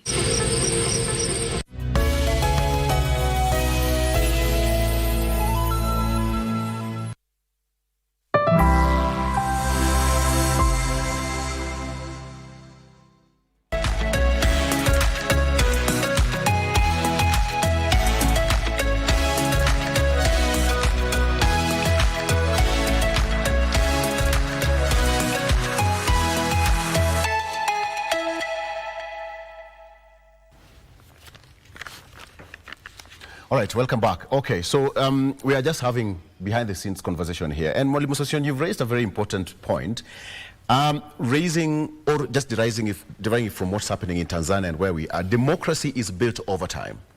And it takes a very strong leader and a nation to build its strength and foundation of a democratic space that they want to enjoy. It basically comes from the leadership. Correct. Yes, yeah. Democracy is always traced to strong leaders, and it takes a leader to facilitate democracy. The first president in Africa to step down from office was Mwalimu Julius Nyerere. And he established a 10-year term limit in Tanzania and started propagating democratic practices, which I think it has been lost in Tanzania. It's a very sad situation, and Tanzanians must accept. And if Nyerere was to resurrect today, he will shed tears from what is happening. You can't arrest people. You allow democracy. Correct. A country belongs to people. Correct. And you must allow perpetuity of good practices for the good of people. That was the vision of Mwalimu Julius Nyerere. If Nyerere did not step down, we wouldn't have had Hassan Mwinyi, Mkapa, Benjamin Mkapa, and all the others taking leadership, and Kikwete and the rest. Here in Kenya, it took Moi. Remember, multipartyism was sealed by President Kenyatta in 1963 through the merger. And President Kenyatta never allowed multipartyism.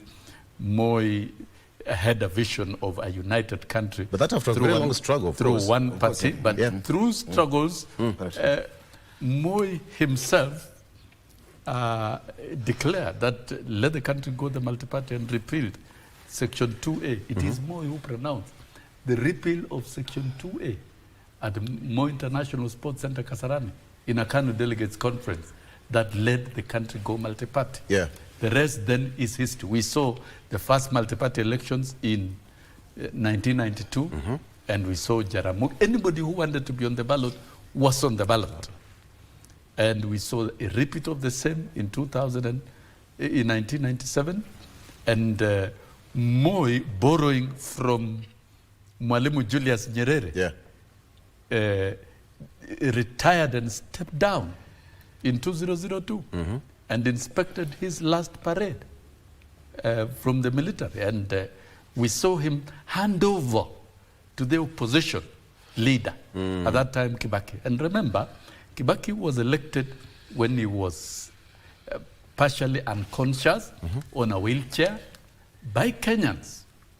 And respectfully, Moi handed over power, not behind the scenes, but at Uhuru Park in broad daylight, and took his chopper from State House to Kabarak. Those are the decent politics we need to practice. And Moi continued to respect Kibaki, though he was a leader from the opposition who became president. And that is the tradition, the democratic ideals that must be preserved. We saw Uhuru backing Raila, but William Ruto was elected. But you see, with time, is a mutual respect and respect for the sovereign decision and the will of the people. And people don't need to struggle. Allow me to bring you, Gaston. This one also requires a collective responsibility. I like the way Mwalimu has given us back the history. Kenya democracy is one of the best. I mean, from independence up to now, the constitution that we have, it's quite interesting that even across our borders, they're still talking the name of Raila Odinga. I mean, that name is not going to leave stage for quite some time because of the progresses that the country has made. But when you look at the kind of space that, for example, Tanzania is working on currently, what do you think is going to happen even after the election? The opposition leaders, they are, freed. The charges are dropped. They are back to politics. What is going to be the political atmosphere then after their release, or even after the election and the president is sworn in? I think, as I said, it requires a lot of work and time. As Olimo said, it requires a leader to try to put people together and allow the oppositions to run election the way it's supposed to be, and to correct the mistakes which was done in the past. Because right now there's nothing we can do. There will be elections, I think today, tomorrow, and then after that, whoever wins, the winner will be pronounced, and then life goes on. I think we all now trying to keep the opportunities to copy from Kenya. As I said, I will give an example of back home in the DRC. We have seen the power from the former president to an opposition leader, which comes from the former president of the DRC, President Joseph Kabila, to the current president, President Tshisekedi, Felix. So it's something that almost probably what Mwalimu was just raising now. We have seen it as well, and this comes also from Kenya, because I think some of the talk happened here in Kenya before the elections. We're thinking that whatever is done today in Tanzania, it already happened. What should we do? I think the Eastern African communities and SADC could sit together and try to correct the mistake which has happened of putting in jail the opposition men. Because from where I'm coming from, there's a man from the opposition who's running the country now for 10 years. We're going to 10 years. President Tshisekedi was a leader of the opposition. So he got power from the ruling party, which was the former president, Joseph Kabila. So for us, it's something that we are coping, and we wish to see what's happening in Kenya between President Uhuru Kenyatta, former President Uhuru Kenyatta, and President Ruto. And the proud that they have given to us today to see that a leader of the opposition has been buried with honor. So we all glad on this. We haven't seen this elsewhere. Absolutely. Except in Kenya. So it took time, blood and sweat for us to get there. We have been here for that, so we know what this takes. We need a leader to try to correct this and try to put people together in the same table, especially the Eastern African communities. They must be united. We must be looking at one another in the eyes and tell each other the truth. Okay. So that Africa can be a better place for all. Prof, you asked a question, and basically you wanted to get to understand whether it is the opposition that is, causing the chaos, and is it something that is, we are not being told something. But then when you look at it this way, Kenya is also looking at the election in Tanzania with a lot of keen interest. Yesterday, the newspaper said that Tanzania's economy has given us a beating somehow, and Kenya is lagging behind Tanzania. So must we be worried about it as a nation as well? Yes, of course, we need to be worried and really be concerned for the broader stability of the region. Of course, to put things in context, some of these things, if somebody told you, for example, that the US economy grew by 0.1%, it doesn't mean that your Banana Republic economy that grew by 5% now is better. Yeah. Those economies are different. Their complexities, their sizes, the capacity is very different. And yes, I mean, whatever is what, Tanzania, we are happy when Tanzanian economy is growing. But those are rates. We are not talking about the size of the economy. Tanzania's economy still remains, a very small fraction of the Kenyan economy, actually, to be. So that, for me, that's not where to compete. For me, what becomes important is what we're discussing here. That what do we need as our countries to be able to achieve long-term sustainable progress, both social and economic, for our people. Yeah. And to me, this is one of the major challenges that we actually have. You know, we are moving forward as we're discussing here, and there's bits of stability that's coming in. And we must ask ourselves, what is the cause of that stability? And if you're to look at it, at the core of it, in fact, if you flip it, what's the cause of instability in the region? The cause of instability in the region is not even democracy. It is lack of self-determination. It is when a people feel that they're threatened, that they have no space to air their voices, that they have no space to self-actualize. That is really what the problem is. Yeah. And how then do you ensure that self-determination is protected? It means that every single person should be given space. In fact, for me, I have no problem. You know, if you have a party that only has 2 followers, as long as those 2 followers have been given space, and their voice can be heard, and you know, and they're allowed to compete with everyone, whether it's majority, whether it's ethnic groups, and so on. The problem globally, not just here, has always been, you know, suppressing people so that they do not have a voice. And we've seen those in Bosnia. We've seen those things even currently in the Ukraine war and so on. We've seen these in terrorism in the Gulf area. We've seen this in Southern Sudan. And it's not just majority. In fact, sometimes minorities, when they're suppressed, can cause a lot of problems and instability in countries. And it requires very mature leadership that then says, okay, fine. And that's why we like democracy. Democracy sometimes doesn't deliver the quick progress. But what it does is that it creates space for all of us to be able to then have a voice. And to me, that this democracy and the institutions thereof is what then creates a stable environment upon which we can actually have socio-economic progress.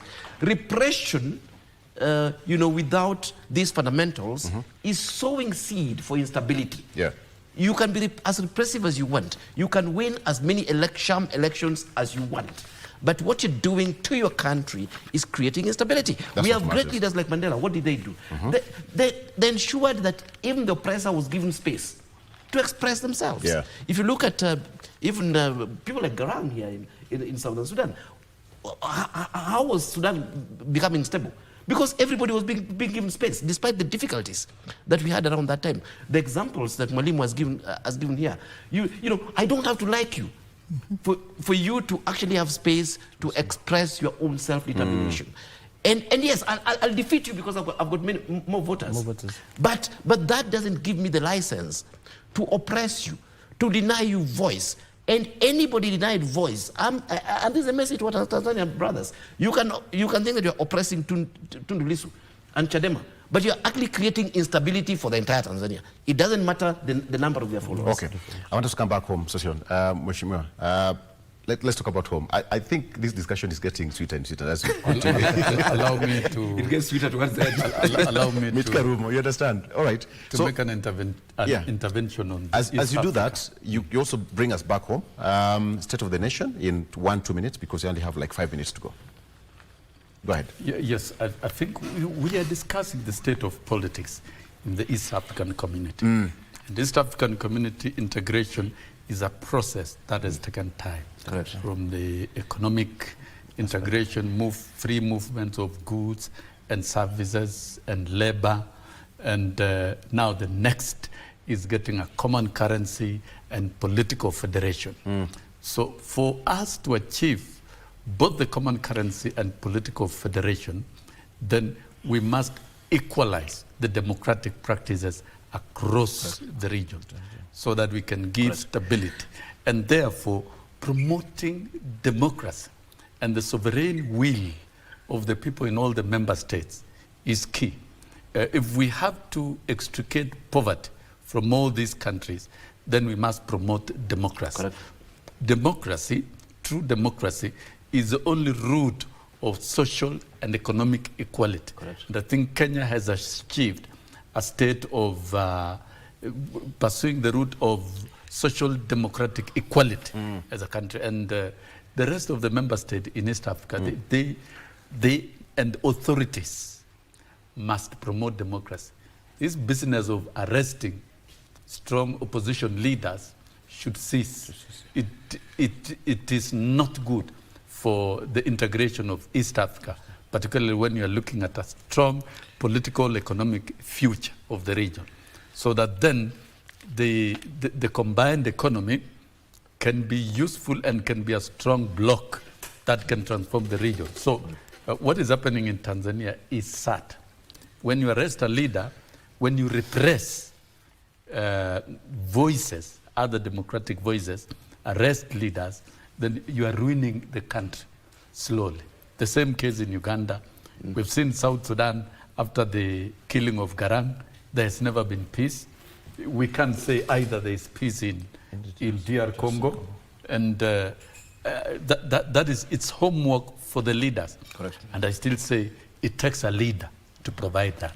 We're waiting for a leader who will lead the East African region into a very serious social democratic region where there is no poverty and people are living within the space of prosperity. Perhaps you can also copy what happened in Malawi between Chakwera and former President Mutharika, who came back. But you see, what we are also seeing, there are some economies where economies have collapsed completely. Exactly.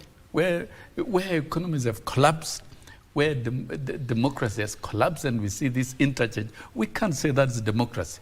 Good democracy go hand in hand with tangible indicators of a growing and a stable economy. They go together. But where an economy collapses and it leads to a regime change, it's not correct. And I think as a region and even as a country back home here, we must be able to match democratic growth with economic growth. They must go together. They're inextricably bound together and intertwined. We should be able to see what we are doing in infrastructure, real infrastructure. We should be able to see what we are doing in the healthcare system. We should be able to see what we are doing in terms of education. It's a right, it's a social service for all households. We should be able to see what we are doing in terms of food security and generally the economy. There must be indicators towards that. And marching together with the democratic practices and tolerance. We must learn to be tolerant. The problem that we have in Africa is intolerant leadership. Leadership that does not tolerate opponents. And I think the culture that is in Kenya is worth emulating. The culture is okay. Mheshimiwa, thank you for that. I love the way you summarized it. The social, the democratic space and the economic space must be given time to go hand in hand. Gaston, finally, allow me to ask you this question. We are seeing a situation, again, I asked a question in Malawi, where the former president, Chakwera, came back, 85-year-old, former president coming back again, and there was a smooth transfer of power. We didn't hear of whatever is happening, whatever happened, even during the elections. So how do we, as Africa, copy each other and copy these good manners, politically speaking, for the growth of the people? I think that depending on the people and the citizens, what if they decided. So if the citizens feel like the former one was doing very good, I think they've got their right to vote for who they want. So as you say, democracy, it didn't come via weapons, by coup d'etat, but it came back via elections. So we cannot condemn that. I think if for them it can be something that can help the citizen, I think it was a very good choice. It was a very good choice for the Malawian. At least it was not being jailed as well. It was not being condemned somewhere somehow.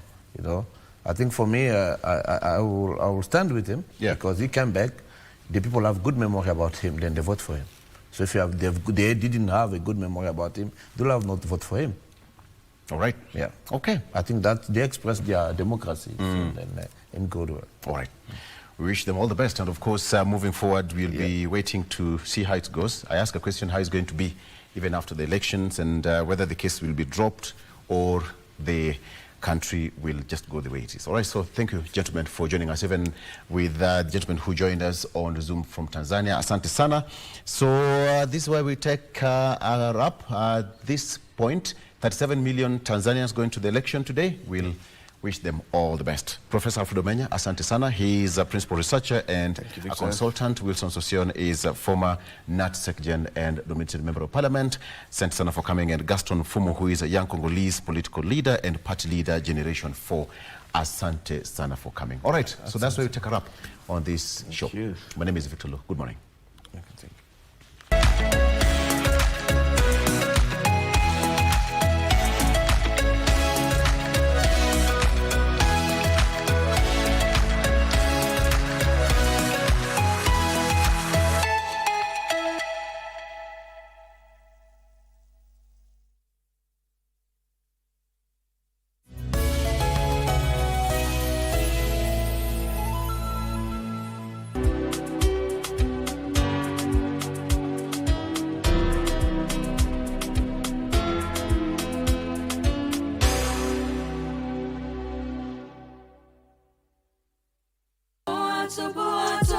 Bali wewe ni mwizi na mchawi. China sana. Kuja. Na wewe kama wewe ni mwanaume kuja. Kama Elijah ukota panga lako. Ukota. Ha? Hebu wewe umevua nini? Hebu niangalie. Haya, umevua belt nenda. Kwenda. Wewe. Wasamea. Wakirudia tena. Waweke ndani hata wiki moja. Mimi nikiwaachilia wataona mimi nafanya mchezo. Dadi yako? Kazi ndio mingi. Kwani dadi hatupendi? The world of governance is vast and can be alien to the ordinary man on the street. Critical issues are going to be discussed. From white papers to policy positions, it is easier to get lost in the labyrinth of words. Inside Government takes you to key global metropolis where critical decisions are made and where policies are crafted. We interview policymakers and senior government officials to highlight and enumerate government policies and projects. We take a deep dive into the underbelly of complex red tape to demystify policies across the country, across the world. Join me, O'Brien Kimani, on Inside Government, only on KBC Channel 1. Unaona kama hii ni kanisa, unaona msalaba hapa. Utakaa nje na tunafanya kesi bila. Ndio mama, mwambie tena, mwambie. Na wewe kanyamaza pia. Wewe ndio huo unachukua takataka kwa mimi. Usijichanganye ndugu yangu. Ile harufu alikuwa anapiga sisi. Ilikuwa mbaya. Kuna nyumba yako tulimwaga takataka hapo. Umeuliza kama mimi anasema. Sema hapana. Yes, very good. Wewe ndio Alphonse Makasa. Hapana. Wewe ni nani? Mimi ni cabbage collector mheshimiwa. Kitambulisho yako iko wapi? Kitambulisho yangu. Si hata mimi kwa charge sheet imeandikwa Alphonse Makoha Makacha. Na ukaitika. Iko Makacha hapo. I never heard the music so sweet. I repeat. Wagwan, me brethren, big things are going. Remember, each and every Monday we have to shell down the place with nothing but the best of smooth radio vibes in your favorite station. You know these things, man. Alafu kila Tuesday, kata simu tupo side giving you Kenyan music from the 254. And of course, you can spice up your Wednesday by enjoying blazing hot hip-hop and R&B jams. We don't got no label. She say she want bottles. Vibes and vibes as we go all across Africa, Kenya, Nigeria, Ghana, all the way to Tanzania to give you nothing but the best on Afro Thursday.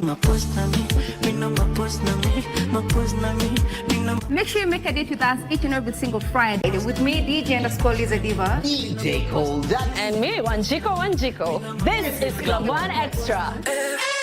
Unanifanya nisikie kunyongwa. Hatija ai, mani especially ukisonga. Hari ng'ombe ashavujika mguu. Na ilivyo kawaida ng'ombe akivujikia mguu malishoni, sharti arudi zizini apate matibabu.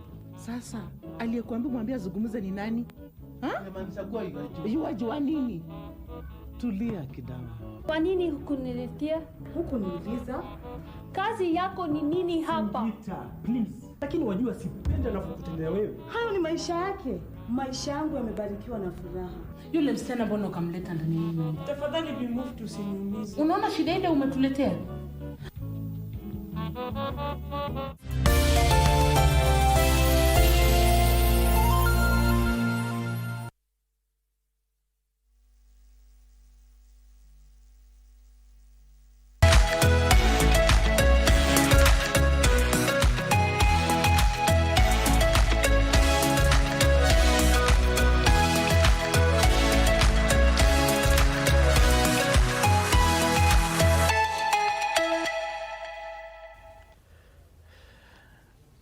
Welcome back to Good Morning Kenya. Now we talk about matters to do with health. We are talking about developing Kenya's essential health benefits package. And in studio, I'm joined by Professor Walter Jaoko, who is the chairperson of the Kenya Benefits Package and Tariffs Advisory Panel. Welcome to Good Morning Kenya. Thank you very much. Yes.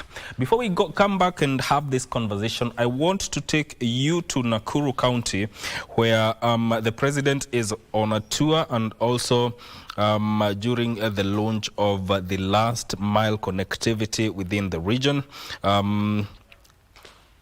Okay, I'm told that will come later, so let's get into today's conversation about developing Kenya's essential healthcare benefits package, given that Kenya is on the highway to achieving universal healthcare coverage within the country, and it's one of the agendas of the big four agendas of the Kenya Kwanza government. So, Professor, when we talk about essential health benefits package, what is it? Okay, let me begin by thanking you for this invitation. And I am here on behalf of a panel known as the Health Benefits and Tariffs Advisory Panel. And this is a panel that is by law, it is established under the Health Social Health Insurance Act. And we have what we call the Social Health Insurance Regulation of 2024. And so this panel is appointed by the Cabinet Secretary with the role of advising the Cabinet Secretary on the essential health package that we're going to talk about, the tariffs that go with the package, and we are also supposed to advise the Cabinet Secretary on health interventions that are not available in the country that can therefore be paid for by the Social Health Authority. So when you're talking about an essential health package, this is a list of disease conditions that can be paid for by the Social Health Authority when you fall sick and you go to seek various treatment. And it cuts across what we call the primary health, which is offered in level 2, 3, and 4 health facilities. And it also covers what is covered by what we call the Social Health Insurance Fund, which are the bulk of the diseases that you can get in higher levels of facilities. And it also covers something called emergency, chronic, and critical illness fund. So it cuts across the various illnesses. The question that people ask themselves is, so why do you have a package? There is no government that has all the resources to take care of all the conditions that people have.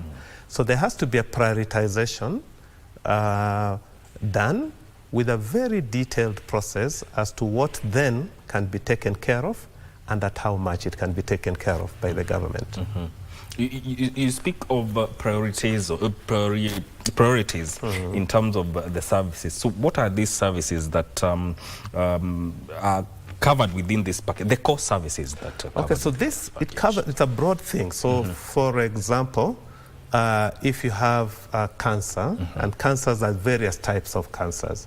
So if you have, and I'll just give an example. So if you have breast cancer, for example, if you're a woman, the essential package would say, if you went to the health facility, it will cover the diagnosis of that condition, the treatment of that condition, but it will also have a cap as to how much the total cost for treating the breast cancer will be. So that is what we call the tariff. It has issues like, for example, if you have high blood pressure, if you have diabetes, so that is what is covered in the essential health package. How do you design this now package? How is it designed? So that's useful, and I think it's important for wananchi to understand that, first of all, there is no government that has funds to cover for everything that you ever want globally.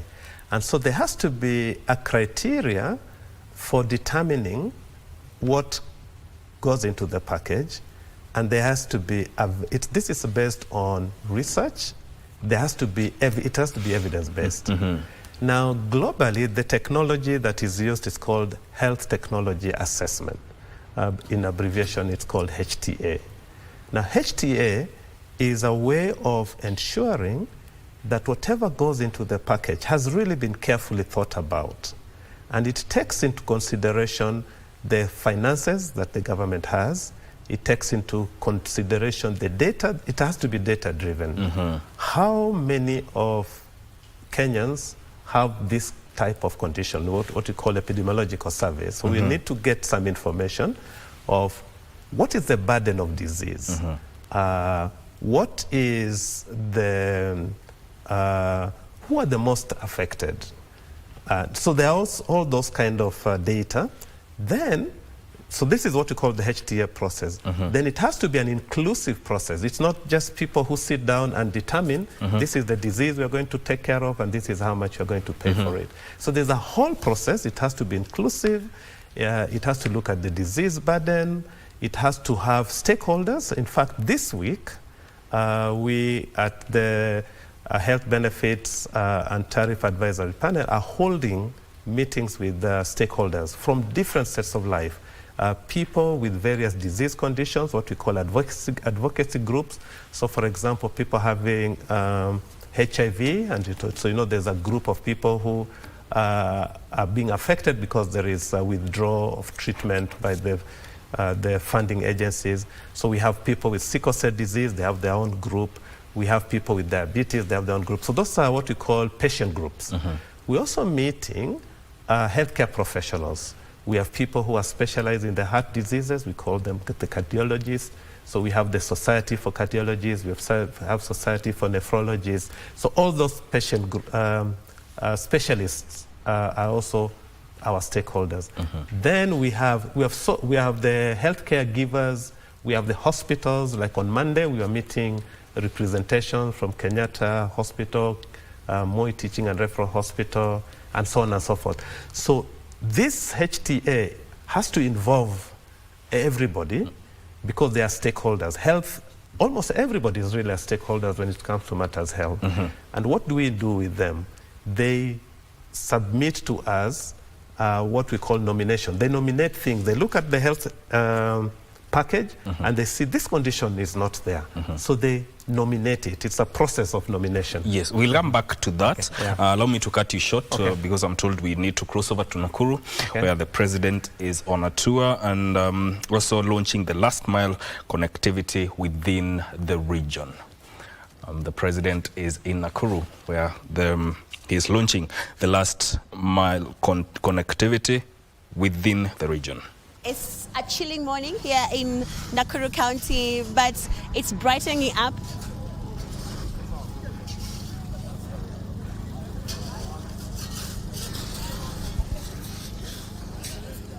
Thank you, Mike Wiggy, we are in Nakuru County and we've been camping here since Monday as the president tours the Nakuru County. Today we are launching the last mile connectivity project in Nakuru County.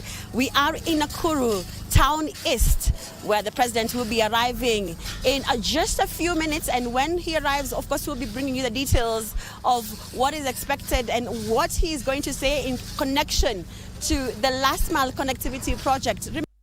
Last Mile Connectivity Project is spearheaded by the Rural Electrification and Renewable Corporation, that is RELEC, and has been working together with development partners to ensure that rural areas can have access to electricity.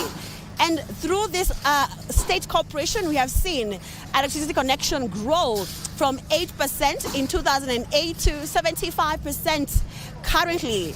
This has been due to the correlation between the government, that is the exchequer, funding from the government and also from the development partners.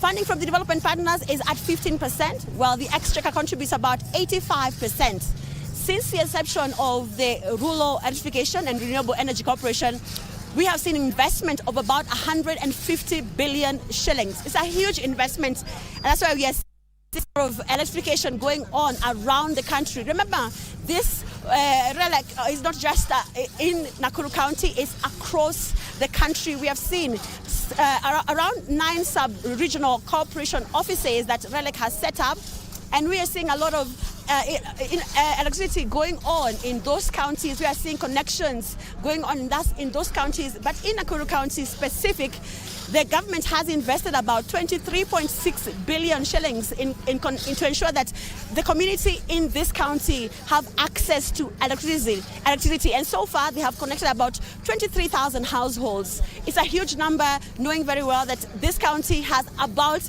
11 constituencies, and each and every person in this constituencies need power. So they have been working together with development partners to ensure that they can be able to have access to power. Remember, right now we are looking at the growth of electricity connection in the country. Around 9 million, or rather 8 million Kenyans have been connected to power. This is a huge number compared to where we were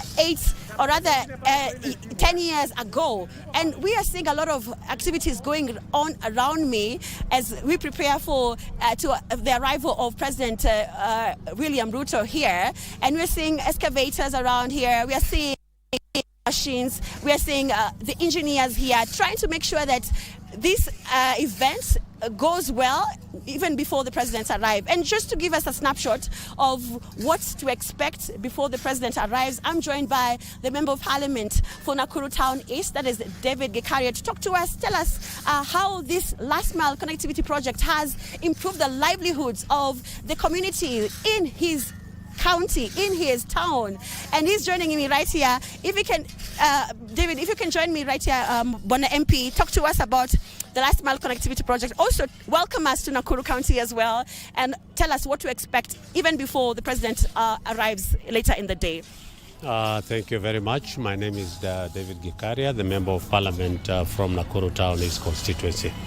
I'm very excited as a Member of Parliament. It's particularly on this very important day when we are coming to do the groundbreaking ceremony for a school that we have always wanted to build for years. But before we talk about the school, also as a Member of Parliament, I happen to be a member of the Energy Committee and the chair of the Energy Committee. And I know what it is when the President has tried to tell us that we can be able to improve the economy of this country if we can be able to increase the energy creation through geothermal that we always talk about. And it is important for us as we try to generate electricity that we use the renewable resources so that we can have a green energy that takes care of our environment and, of course, the global warming. But most importantly, it is about economic growth.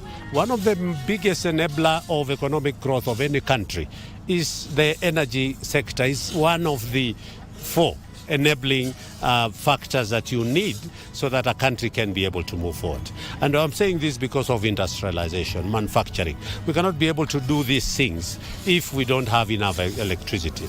And the President has reminded us that as a country, we cannot be a country that can only generate 2,300 megawatts a day. I mean, it is for a village. The energy creation of a country that is ambitious, as we are in Kenya is ambitious in terms of growth and moving from a third developed country. So I want to say that the last mile connectivity goes a long way. You can imagine some rural setup where they want to do phone charging, they want to do saloon, they want to have fridges for their business. So and how has it improved the livelihoods of the people who elected you in Nakuru Town East in terms of this last mile connectivity? What has been the impact? It is very impactful in terms of economic growth, in terms of business growth, and in terms of even education. Our children would want to do some studies in the evening. Again, it goes in a long way to addressing so many business, economic, education, and so many others. But we want to say that it is a very important sector that I also chair. And here, 2.6 billion. And in my constituency alone, we are going to get around 350 million to be able to address. We are not as badly off. Currently, town is we are almost at 80-90% connectivity. Being an urban and a city, of course, we don't have that very big issue of electricity. But what is left, it is for us to be able to do that. Yes. Earlier on, you've talked about industrialization, and this is the key, of course, to growing our economy. And of course, you've talked about 23,000 megawatts is not enough for as a country. You know, we are generating that as a country every day. So, what areas, as in the Energy Committee, can you say that we need to improve on to ensure that we grow our grid?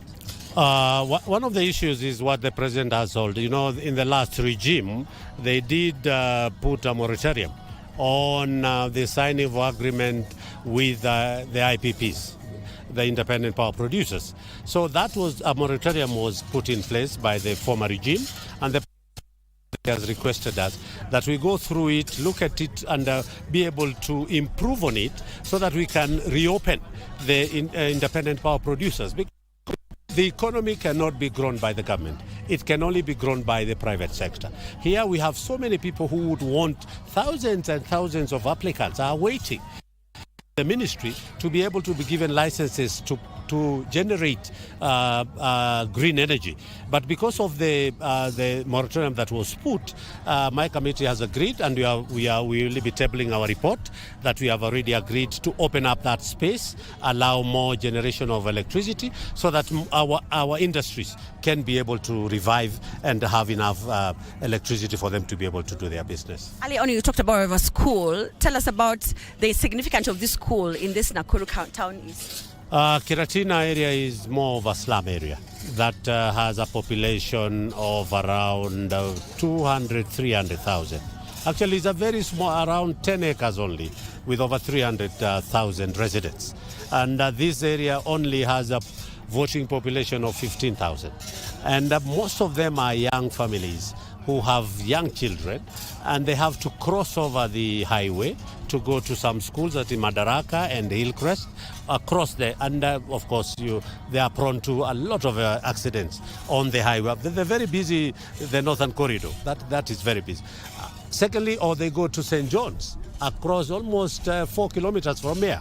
So we have always had an opportunity to talk with the community. We did public participation, more than 10 public participation. And we agreed that instead of having a market that is not very busy, actually it was not even a market. So can we be able to do change of use and have a school here? This is going to have 3-streamed school with 30 classes. That means from grade 1 all the way to grade 9 they have 3 streams class, and again then we have a laboratory, and then we have a meeting hall. And I want to say the residents here are so excited. They are looking forward to the president coming to do the groundbreaking ceremony. And thank you for your time also. Also welcoming us in your county. Karibuni sana. And that is the Member of Parliament for Nakuru Town is talking to us about the project that President is expected to launch. He has talked about the last mile connectivity project, which I had earlier on alluded to, but he has expanded more, telling us he is in the Energy Committee, talking to us about the lifting of the moratorium, talking about we cannot just produce 23,000 or rather 2,300 megawatts as a country. There's need for more independent producers onboarded to ensure that the grid is strong and to ensure that we can be able to power our industries, to power our homes, as much as we are able to also power the schools and hospitals across the country. Now remember, this is an event organized by the Rural Electrification and Renewable Energy Corporation, that is RELEC, and it's a state corporation mandated to ensure that you and I in the rural areas have access to power through grid extension and off-grid solutions. Mike Migwi, back to you in studio. Indeed, thank you so much, Carol Jenga, for keeping us up to date with what is happening in Nakuru, where the president is expected to go and launch the last mile connectivity within the region. We come back to the studio and we are talking about the development of Kenya's essential health benefits package. I'm talking that topic with Professor Walter Jaoko, who is the chairperson of the Kenya Benefits Package and Tariffs Advisory Panel. Before we crossed over to Nakuru, Professor, we were talking about health tech assessment, which is used to assess what should be within the said package now. If you may continue on that point. Yes, so thank you so much. So we're talking about health technology assessment, which is an evidence-based tool that is used to review and assess what should be on the benefits package. So it started with the first level was what you call proposal stage, where people propose an intervention that is not on the health benefits package. You look at it and you say, oh, there is this condition or this disease that is not there. How do I request for it to be put? So that process is what we call the proposal stage. So interest groups can be able to propose that. The health benefits and tariffs advisory package can also look at it and say there's a particular condition that maybe it will be worth considering. So the advisory panel itself can reach out to people and make requests. So they can go to key stakeholders and request them to propose a certain condition that needs to be addressed. So those are the two ways. The third way is that you can just reach out using digital platform. So we have an email address that people can send those requests. So that is what we just call the proposal stage.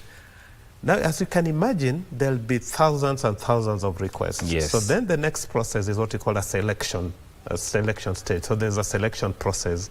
Now the Act, the health insurance, the Social Health Insurance Act then has a provision for appointment of what we call a selection working group.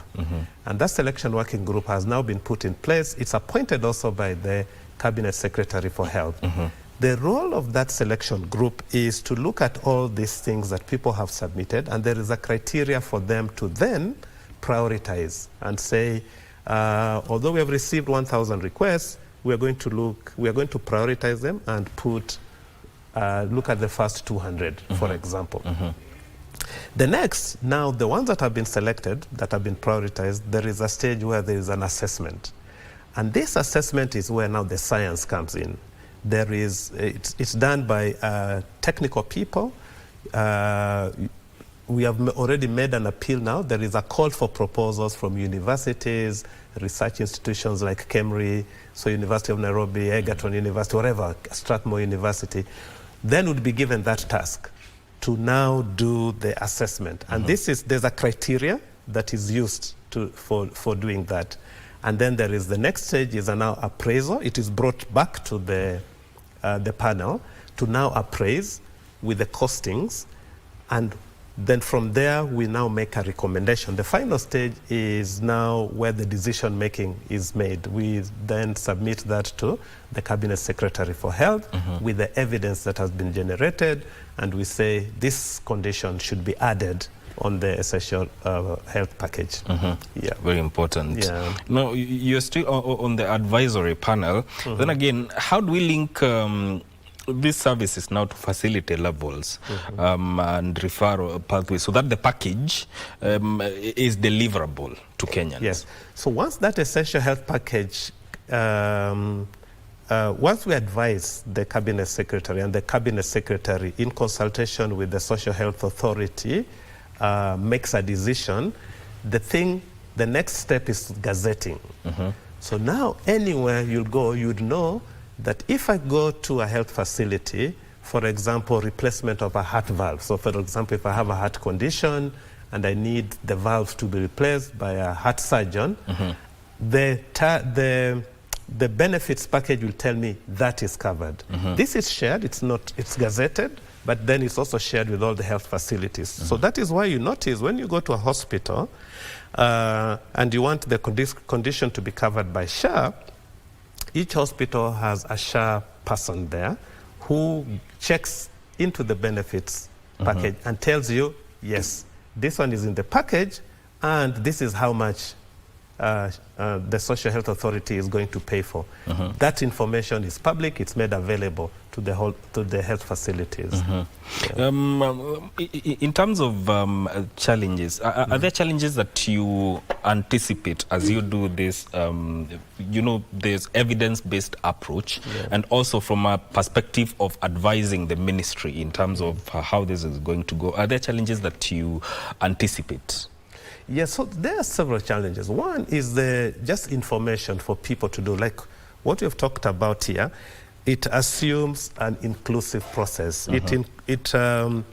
It assumes a consultative process. And that is what we have started this week now, where we are reaching out to stakeholders. So our challenge is publicity, letting people know that they can be able to make submissions to the panel for consideration of certain intervention.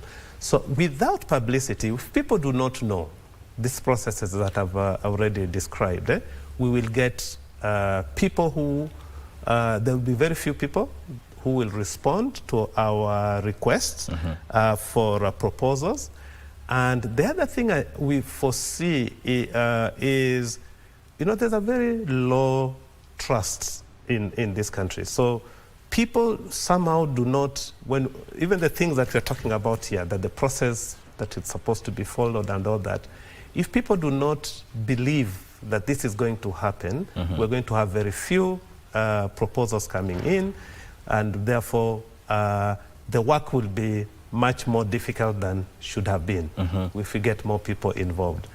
So I think my plea with people and professional organizations as well is to be able to take advantage of the processes that have been defined in the Act, so that we get involved. Yes. Yeah. And that is very important. And also, within this package, even the choice of hospital matters. Yes. So that is very important. When we're talking about this package, the way that it is designed, it has to be a cost-effective package. Remember, one of the roles of this advisory panel is also to ensure that we have a sustainable system. So there is sustainability is really key. We cannot, for example, recommend a treatment that exhausts all the funds. So we have some condition that exhausts all the funds. So now you have no money to treat hypertension, you have no money to treat malaria. So there's a lot of, that is why we have health economists, we have actuaries who can project and see how much does it cost.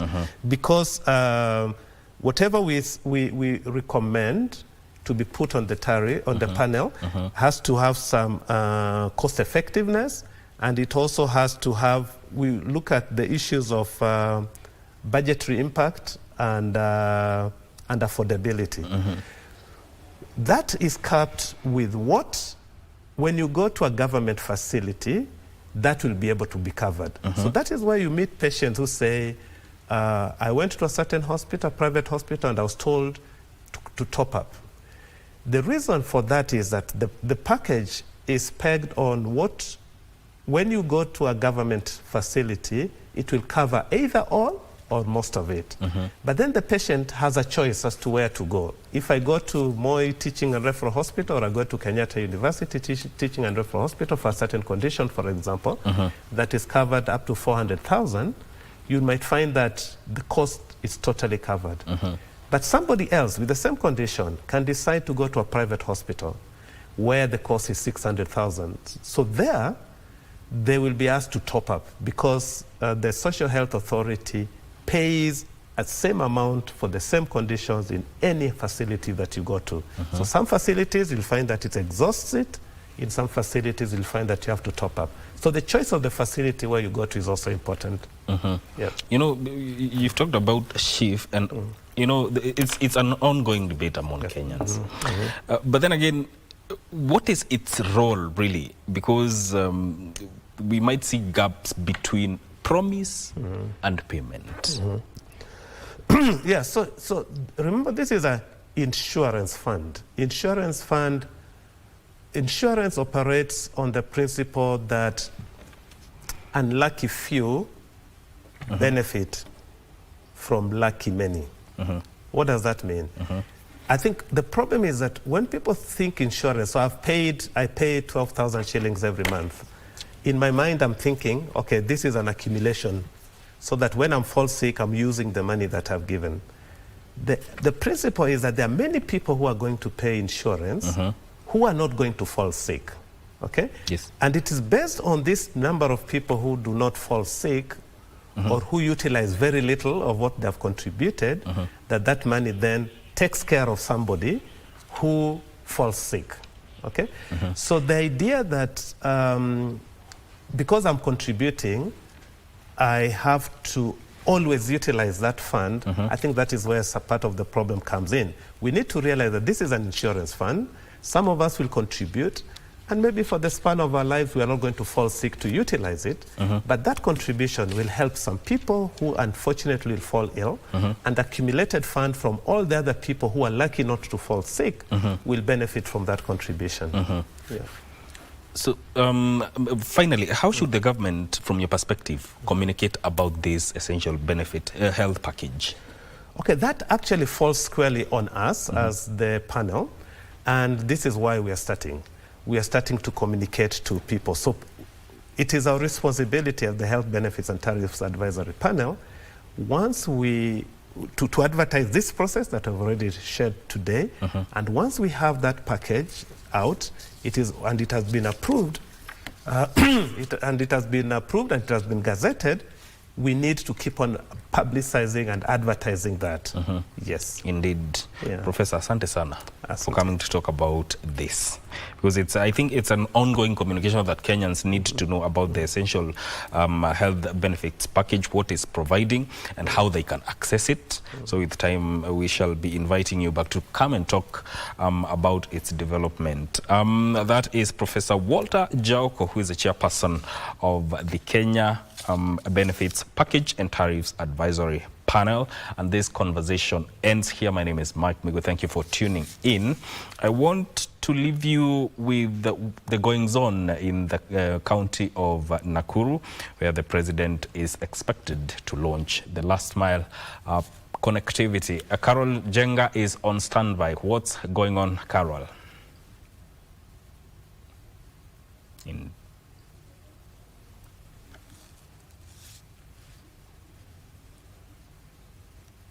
All right, seems like Carol is not ready yet, but we'll be bringing you that in just a few seconds, because that is also something that you need to know what is going on in and around the country. The president is expected to launch the last mile project. The total investment for this project totals at 3.23 billion, and it focuses on this last mile investment is within the county of Nakuru. If Carol is ready, if you can hear me, Carol, take it away. Thank you. Thank you, Mike Wigri. Yes, in Nakuru County still, I am now joined by the Cabinet Secretary for Energy, Opio Wandai, to just tell us the progress in terms of expanding the connectivity across the country, not only in Nakuru County, and also give us an overview of our energy capacity as a country, and also what they are doing to also increase the energy efficiency across the country. Thank you, sir, for joining us. Maybe you can give us an overview of the progress as we are as a country when it comes to expanding the rural electrification as well as the grid extension. Actually, thank you very much. We are here in Nakuru County today for the official flagging off of electrification projects in Nakuru County. But before I go there, the country did tremendous progress in terms of enhancing generation. We have also been able to amplify our rural electrification and connectivity. And as a matter of fact, in the last 2 years or so, we have been able to connect some additional 2 million households or thereabout. So as we speak, currently we are about to, we are approaching 11 million households connected to electricity. And that's a very, very, very big achievement, which puts us at about 76% coverage of the whole country. But having said that, we continue with this program, which is very ambitious, which is supported by the national government under His Excellency President William Ruto in Nakuru County alone. This day, today His Excellency the President is going to flag off rural electrification projects worth about 1.8 billion shillings that is going to connect .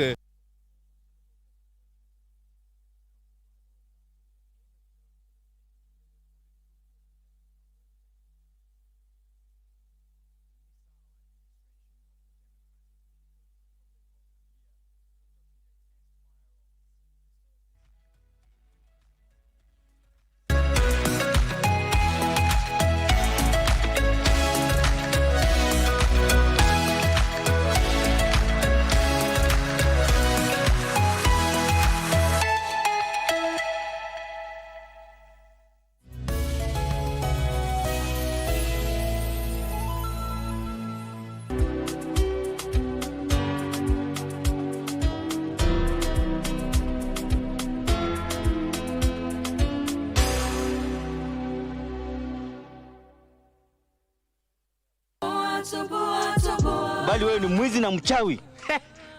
Sina sana. Kuja na wewe, kama wewe ni mwanaume kuja. Kama Elijah, ukota panga lako. Ukota. Ha? Hebu wewe umevua hii. Hebu niangalie. Haya, umevua belt, nenda. Kwenda. Wasamea wakirudia tena waweke ndani hata wiki moja. Mimi nikiwaachilia wataona mimi nafanya mchezo. Dadi yako? Kazi ndio mingi. Kwani dadi hatupendi? Naomba tu Mungu hapo nisiwaifika. Unajua hata siru yeye ni. Please keep the name of God out of this, Kamau. Take advantage of a situation. I see. I don't even understand why you guys are still here. Ruth was too nice. Kasichana, uko na tumasoli twigi abatu hatuna mbele wala nyuma. I hope I don't need to put anybody out. Yeah? Why is it I have to do this for you?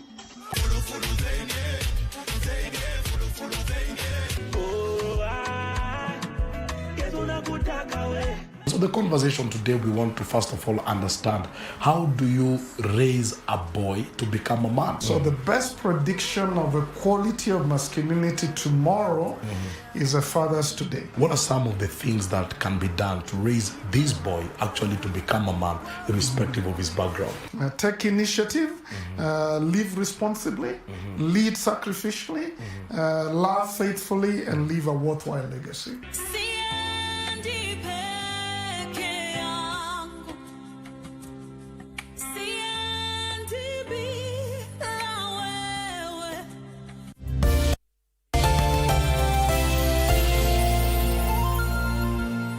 Next year, we'll bring additional 63 megawatts of power to the national grid, and very many other projects which are underway and which are also planned in accordance with our least cost power development plan. So as we enhance the energy generation, we are also working concurrently on our transmission and distribution infrastructure through Kenya Power and Lighting Company, KETRACO, and of course REREC, so that as we generate more power, we have the requisite capacity to transmit it to the end users. So it's a holistic 360-degree kind of approach. And we are more than confident that this country is going to or nations that are developed. And that can only happen if we continue to enhance our energy efficiency. Man. The Vision 2030 is we have clean energy, 100% clean energy, and we are in 2025 here. Have an energy goal by 2030. We must be proud as Kenyans that indeed we are ahead of the game. As a matter of fact, Kenya is a trailblazer. We are at about 93% green energy in terms of our national grid mix. We are more than confident that with the leadership of the President and the concerted efforts of the Ministry of Energy and Petroleum and its relevant agencies, come the year 2030, Kenya will have transitioned 100% to green energy. And that is going to be a very big achievement, something worth celebrating by all Kenyans and indeed by the region and the world. So earlier on you mentioned communities that are yet to be reached, who are off-grid, plans to ensure that connected to power. At the moment, within the county, how many people have been connected to power in the last 1 year? Which county? This county. Last 1 year, our plan is to connect 22,000 households. So it is work in progress in Nakuru County. So this happened. Yes. That is the Cabinet. Thank you, sir. The Cabinet Secretary there for Energy, OPO, and I talking to us about the plans that the government has to expand our national grid, as also to ensure that we grow our connectivity across the country, and also ensure that we transition to 100% clean energy by Vision 2030, by 2030. Back to you in studio, Migwe.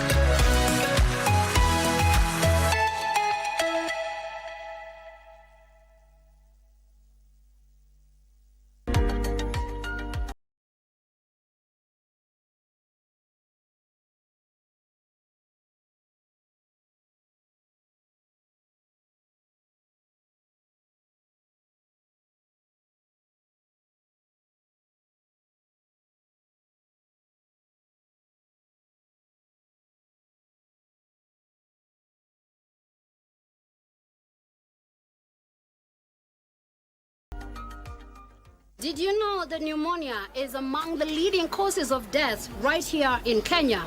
Join me, Winrus Kavengi, as we explore what exactly is pneumonia, what are the causes of pneumonia, and how can pneumonia be prevented?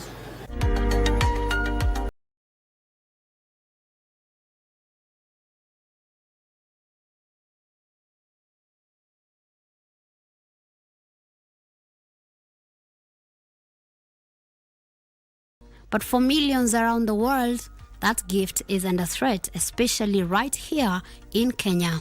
A silent killer is claiming lives, young and old, rich and poor. It's not a new virus, neither is it a rare disease.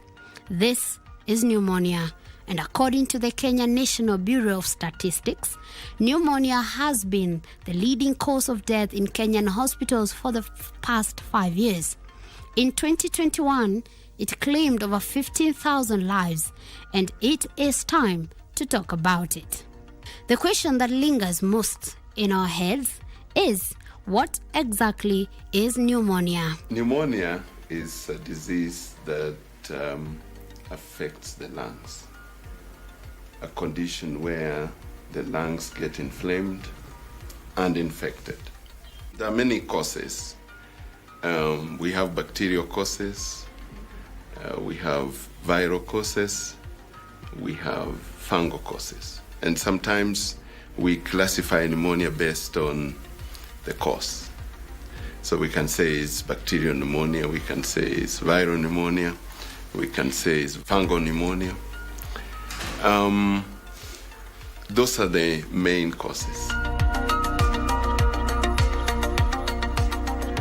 Symptoms of pneumonia include cough, fever, chills, and difficulty in breathing, which can be easily mistaken for a normal cold and can escalate within hours. However, in some cases, especially in remote areas and in children, delayed treatment can mean tragedy. According to Dr. Magada, pneumonia is diagnosed and treated based on the cause. Depending on what we think is the likely cause of pneumonia, then we'll decide. For example, if it is bacterial pneumonia, we then have to give antibiotics. If it is viral pneumonia, then we have to give antiviral agents. If it is fungal pneumonia, then we have to give antifungal agents, and they're different. And also, even in the bacterial pneumonia, we have to give medication based on where we suspect the patient got the pneumonia. We have like 5 areas where pneumonia can be gotten from. If it is outside a health facility, we call that community-acquired pneumonia. Now, in community-acquired pneumonia, the approach is different when we are giving antibiotics. If the pneumonia is acquired within the health facility, and it's not a long-term care facility, we call that healthcare acquired pneumonia or health-associated pneumonia. Now, again, the approach is different. The health-associated pneumonia usually is more serious than community-acquired. Then we have ventilator-associated pneumonia. In ventilator-associated pneumonia, this is a pneumonia where a patient gets when they are intubated in ICU, and they're put on a respirator. Again, the approach for that on that treatment is different. And then we have aspiration pneumonia. Aspiration pneumonia happens especially in people who are unconscious and they're not able to cough out things, so part of the gut contents get into the lungs. Again, in aspiration pneumonia, the approach in terms of treatment is different. Kenya is fighting back, but this has also been met with its share of challenges. the biggest challenge, like I said, is in the area of diagnosis. But once we are sure that it's pneumonia, the next challenge is on the available medication. Some of the medication that we need to use, for example, if you're talking about healthcare-associated pneumonia or ventilator-associated pneumonia, some of those are very expensive. And where insurance has an issue or there is no insurance, then the family has an issue in terms of affordability. We also need to then advise the family in terms of to avoid picking the infection from the patient or reinfecting the patient when the patient goes back to them upon discharge. Pneumonia kills more children in Kenya than any other disease, and there are some risk factors that we need to consider as we strive to fight against pneumonia. And the risk factors for pneumonia, age is one of them. Yes. You'll find that children under 2 years and adults, elderly, over 65, are more prone to getting pneumonia. Therefore, this is an age group we would target, for example, in making sure their environments are cleaner and free of infection if we can. Other risk factors, for example, smoking, tobacco smoking, is a risk factor. So smoking cessation is an important approach in prevention. In terms of wanting to improve immunity, because we know that immunosuppression is one major important risk factor. So one of the ways of improving immunity is a healthy diet, exercise, adequate rest. People must, we must embrace rest as part of a schedule. I know now we have very many targets, people wanting to work around the clock, but rest is an important aspect of building immunity. So that is an important thing. And then, of course, we must look at air quality. Air pollution plays a role in predisposition.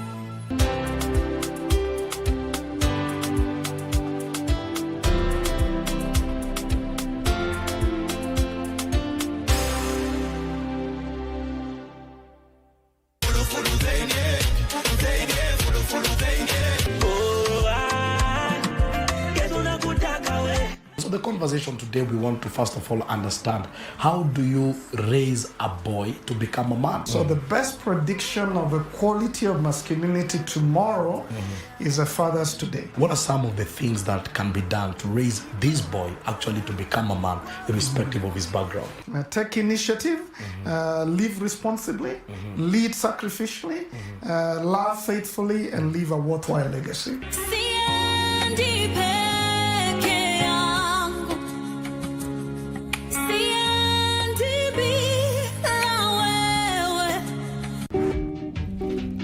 kama hii ni kanisa, unaona msalaba hapa. Utakaa nje na tunafanya kesi bila. Ndio mama, mwambie tena, mwambie. Na wewe kanyamaza pia.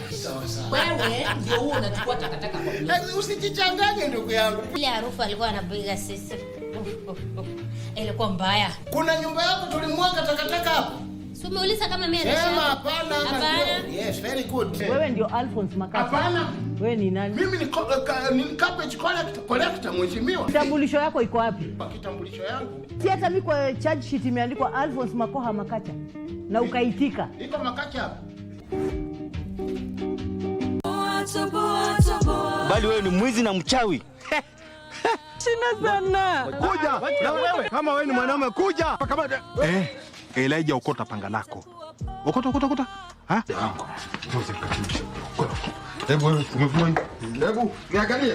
Haya, umevua belt, nenda. Kwenda. Wewe. Wasamea wakirudia tena. Weke ndani hata wiki moja. Mimi nikiwaachilia wataona mimi nafanya mchezo. Dadi yako? Kazi ndio mingi. Kwani dadi hatupendi?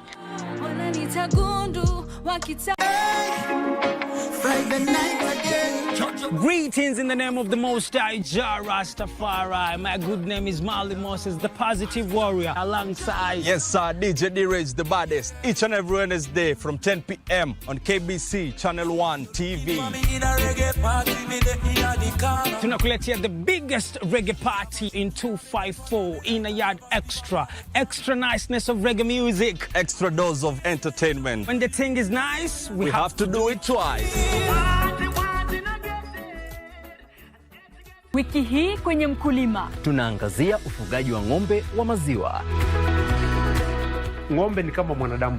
Utamuona ukija kuwaona wanatabasamu, ama ukija unaona wanakuja wanataka kukusalimu, ama unaona sura yao. Ukiona sura imekunjana, unaona amedhoofika ama hana furaha, utajua huyu ng'ombe ni mgonjwa. Ni rahisi sana kugundua ng'ombe mgonjwa.